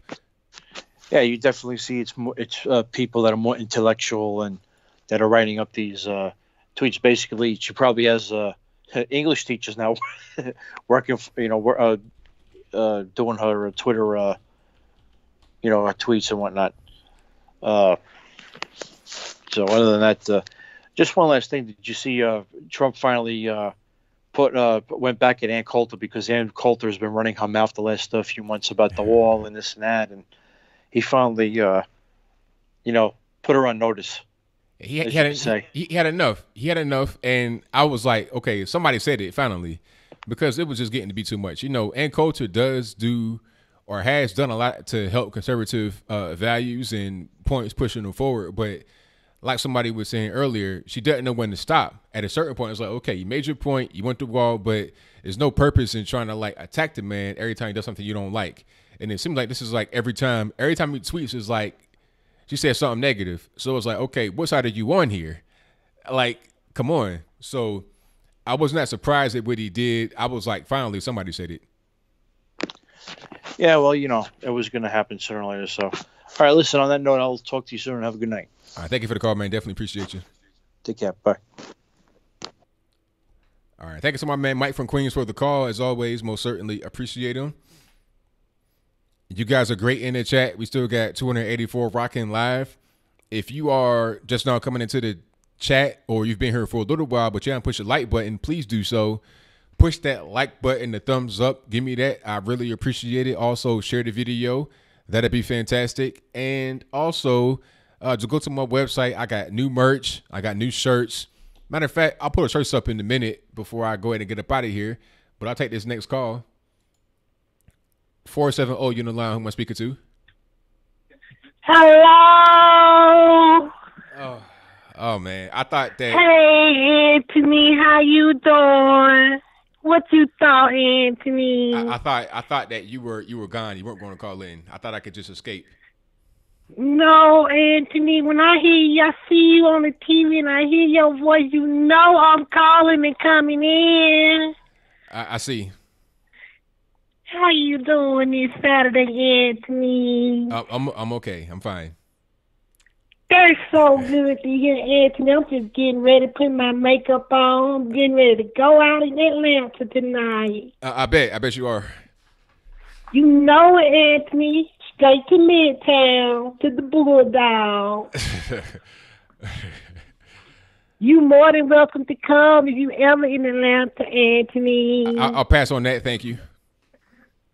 Whatever, Anthony. Somebody invite you out, you need to be there. Nah, I'm good. I'll pass. But thank you. I appreciate it. But nah, I'm good. You have all the fun. You take care of that. I'm good.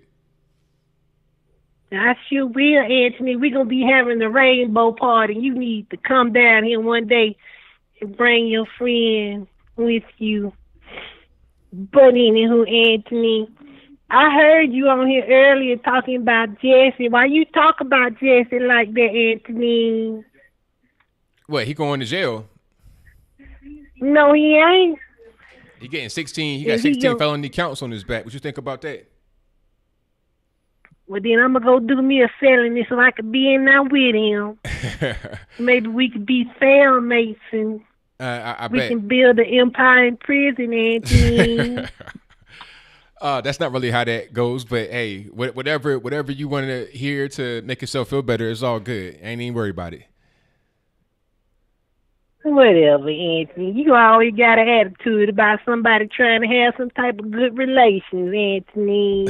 I mean, I'm not. Hey, I can't be over here saying it's all right to be engaging in a prison romance. So I'm just. Excuse me for just being realistic. Well, what's wrong with it, Anthony? We can't be with nobody else, then where we gonna be? Hey, you gotta just wait till you get out and do something right. Whatever, Anthony. My skin and his skin need to be together, Anthony. Whatever. Okay, nah, we good. We good on that. Whatever, Anthony. I see your friend, the orange man, his little man Manifold going to jail for a while, Anthony. What he did wrong? Some stuff that happened way before he got involved with Trump. Some like old stuff that he got locked up for. He wasn't playing with them Russians, Anthony. Nope, ain't no Russian collusion. They already came out and said that it ain't no Russian collusion, so it ain't for that. What he going to jail for? Some old stuff, tax evasion, things that came about years ago. Well, that's sold out, Anthony. They do him wrong. You do people anyway, Anthony, but I don't care. I hope they just get that orange man out of there soon, Anthony. And what's the deal with this boy and how they did him out in California? Stephon Clark's little brother or something. They just shot him dead and they all gonna walk away. Well, hey, I mean, the dude was running, jumping, busting people's houses and their cars with rocks. I mean, what you want him to do? It was at night. He pulled out something that looked like a gun. So what they gonna do? Just wait to get shot?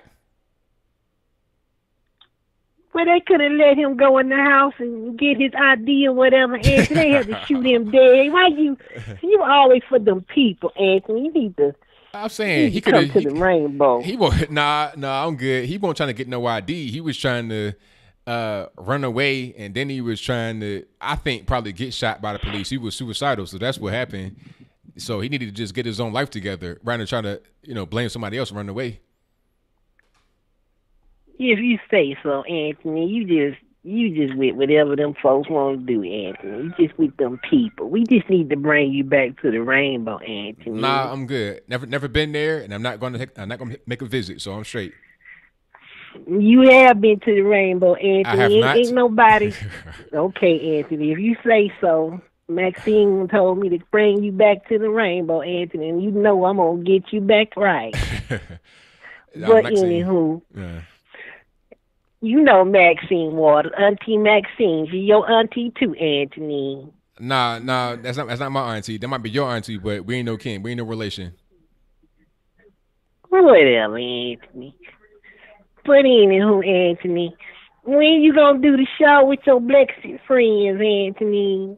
I don't know. Soon we gonna do something soon. So we'll see. We'll see about that. When everybody get their schedules together, we can go ahead and do a tour. So we'll see. Yeah, I heard you say you was gonna do a tour. You make sure you do a tour and you come to Atlanta and bring your friends. You know who I want you to bring. I don't know. Anthony. I don't know who you want me to bring. I have no idea. You know exactly who I want you to bring, Anthony. That man with that nice blood body, just named amazing. Ooh, Anthony, I just don't know what to do. Ooh. And you can bring your other friend, Kevin, too. Just, I like his little shiny, nice black ball. Look. All right. Now, see, we getting too descriptive now. We know what you're talking about. You don't got to tell us how you look. Okay, I'm sorry, Anthony. I just can't help myself. He just Kevin's corner, and I think I want to get in that corner too, Anthony. Nah, but okay, anyhow. all right, okay. That's enough for tonight. That is enough for tonight. We're going to go ahead and move on to the next call. So I thank you for calling. Definitely appreciate it. Okay, Anthony. I'll see you if you ever come to Atlanta, Anthony. All right now. I'm going to be in Chattanooga next week, Anthony. I bet you will. Okay, Anthony. You have a good weekend, Anthony. All right, now take care. I still have not figured out who that is. Every week I say, who is that? I don't know. I thought it was Lucas, but it's not Lucas because I saw Lucas on the live stream one time when that person called in. So it can't be him. I think I have an idea who it is, but I don't know. No idea at all. Whoever that is, must be getting paid. They must be like a trained troll, a trained professional. But let me get to the next call. 416 on the line. Who am I speaking to? It's Cigar Box. All right, Cigar Box. What's happening? Craziness. The world's going mental. And we're just standing around watching it. So I never heard what happened to that woman who wanted to come back to Alabama, who was over as a terrorist. Well, she's still kind of in limbo. She's still kind of in limbo right now because she's trying to come over here, and I suppose she's still over there. Maybe she's gone to another country that would allow her to be there, but I don't know where because she has had, if not has, U.S. citizenship, and that's it. So I don't know where else you can go. My ex-wife's uncle was born in Chicago, and the parents took him to Austria, where he grew up before the Second World War. And in the middle of the war, he became 18 years old and had to register at the draft office. And in when the U.S. he went or in the U.S. over there? in for the German army. Wow, wow. Second war, right? He had no choice. And that's what he said. He walked in and there was an officer there, and he explained this to him. He says, I was born in the U.S. I grew up here. So do I have to register here? And I always laugh when he told me this because he said the officer just looked at him and said, you have two choices. You can join the armed forces or you can go to a concentration camp. Wow. He says, I'm giving you the 5 to make up your mind. He goes, 1, he goes, the Army. So anyway, he was in the Army for a couple of years there until the Second War ended, and then he wanted to move to the States when it was all over, and they told him, buzz off because you fought against America. Oh, wow. And that was it. So I don't see why there was a problem and why this woman's parents are taking the country to court, because they were quite definite on this. That's the only reason that her family wound up coming to Canada. And just a quick aside of that, he was in the, the Hitler Youth before he joined. He goes, it was nothing like you see on the movies. He said, we never marched around with uniforms going zig heil. He said, all we did was work because there was no men around to do the work. He said, but on the other side of the coin, he said it was also the best thing that ever happened to him as a kid, because they used to come down with a plane, take them all skiing in the Alps and everything. He said all kinds of opportunities we never would have had. I'm not saying Nazis were great. I'm just saying that this was kind of like a different side that you see to that Hitler Youth thing. Right. It was still an indoctrination thing, but it was kind of different. And with this Ilhan Omar thing, this is my beef that I've had, and I said was going to turn into a mess with multicultural society, because we have a multicultural society to begin with. It's called the world, and it really hasn't worked too well, right? Because all of a sudden we've got people here from all kinds of societies, all sorts of cultures, and they came from a place that did not like the same ones that are also coming here. You know, follow where I'm going with this? Yeah. And so she's getting out there making all these cracks, and I think that they're based on her religion. And the reason that I'm doing that is because she's not. It's kind of ironic that the Democratic Party, in trying to cover her butt so that she doesn't have to apologize, are making a statement that she should have been doing, like, worldwide. Like, the world should be going against this. The world should be going against that, like in this country, that country, like all over the place. But she just constantly attacks Israel. I mean, it's almost, she may as well just say, it's because of my religion that I'm doing this. And it's also another reason that I think that somebody should put this forth in Congress, and I think it should be done up here in Canada. I think every country should have this. Unless you were born and raised in the country that you are in, you cannot hold a major office. Like, you're tainted. It doesn't matter. Like, somebody will say, oh no, you're bringing this to the table. No, you're tainted. You don't have the best interests of the country at heart, because you've still got the other country there in the back of your mind where you grew up. And because I believe in the States that if somebody from another country joins the armed forces, let's say, I don't think you can go beyond the rank of colonel even. Like, I don't think you can ever become a general if you're not a citizen that was born in the U.S. Mm. Now, I'm not 100% right. If anybody knows different. Yeah, I really don't know that either. Yeah. So if they got something like that, I don't see any reason why anybody should be like a senator or anything like that. I just don't think that's right. I never thought that was right, like, in any country. Like, I don't think I should be able to go to some other country and hold a major office, because I think that while in my mind, I may believe that I've got everybody's best interest at heart, I'm going to have the best interest from the point of view of where I grew up. and maybe not everything that they have.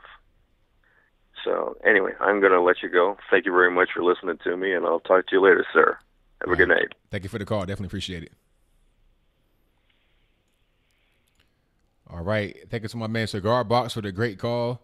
And that is a great way to end the show. Thank you all for being here. And 3 hours just flew right on by because you guys have been so great in the chat, so great on the calls. Shout out to Will Redding for the super chat. The last one I have here, who says, the amazing Miss Gender rocks, LOL, hilarious. Thank you for your hilarious words and your donation. Most certainly appreciate you. Shout out to the mods. You guys are great, always. We got, who do we have here? We got Bye Pie, Coach 99, Mark Anthony, Lucha Milo, Cynthia Webb, Dan Larkin, Bill from the Hills, Liza Jean Shreves, Catherine K, Michelle A, Omar Adams, Zealand Zen, Pierre Reese, Zero Cool, Dina Jones, T-Pain, Protocol, and friends. Thank you guys for what you do at the time. Definitely appreciate you. Make the chat go smooth and keep the trolls out on the other side of the wall. But that is all I got. Thank y'all for joining.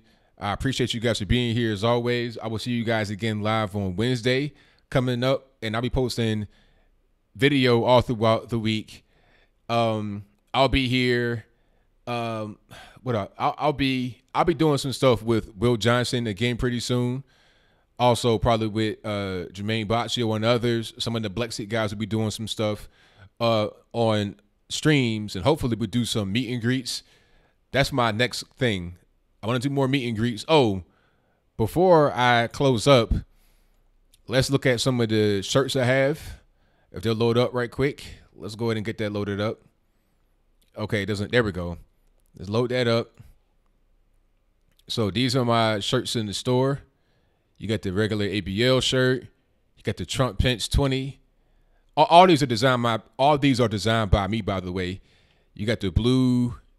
You have the black. You have the light blue. And I got the lady shirts, you know, the women's comfort tee. They're all on my store. So you can see them there. I can go back. We was Burger King. That's a funny one. The MAGA. You have to go back. That's one of my favorite ones that I made. You know, premium tee. I may do that in the women's tee as well. But right now it's just a premium tee, unisex premium. You have to go back. And I digress shirt. That's doing pretty well. CNN sucks. MSNPC. That's a new one I made. That's a pretty popular one. You see that in different places. But I have that in the classic tee. The women's comfort tee. And also the universal tank. So if you want the MSNPC, CNN sucks, or ones related to me, you can go to the store. Links for that are in the description box below.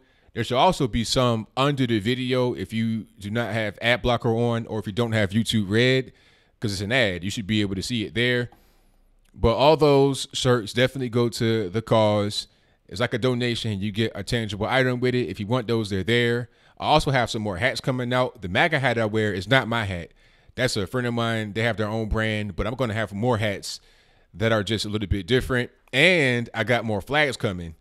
You see, matter of fact, I'll give you guys a sneak peek since you're here live. I'll give you guys a sneak peek. You guys, hold on 1 second. Don't go nowhere. Oh, coffee cups. Yes. Matter of fact, hold on. The ABL, that is a coffee mug right there. Matter of fact, let me show you that. The coffee mug here. So let's go back to the ABL shirt right here. The ABL logo, which is first in the store. You click on that and you see it's just a regular tee, but you scroll down. I have the women's comfort tee. You can put that in the black so you can see it. And then I have the coffee mug. I got it in white right here.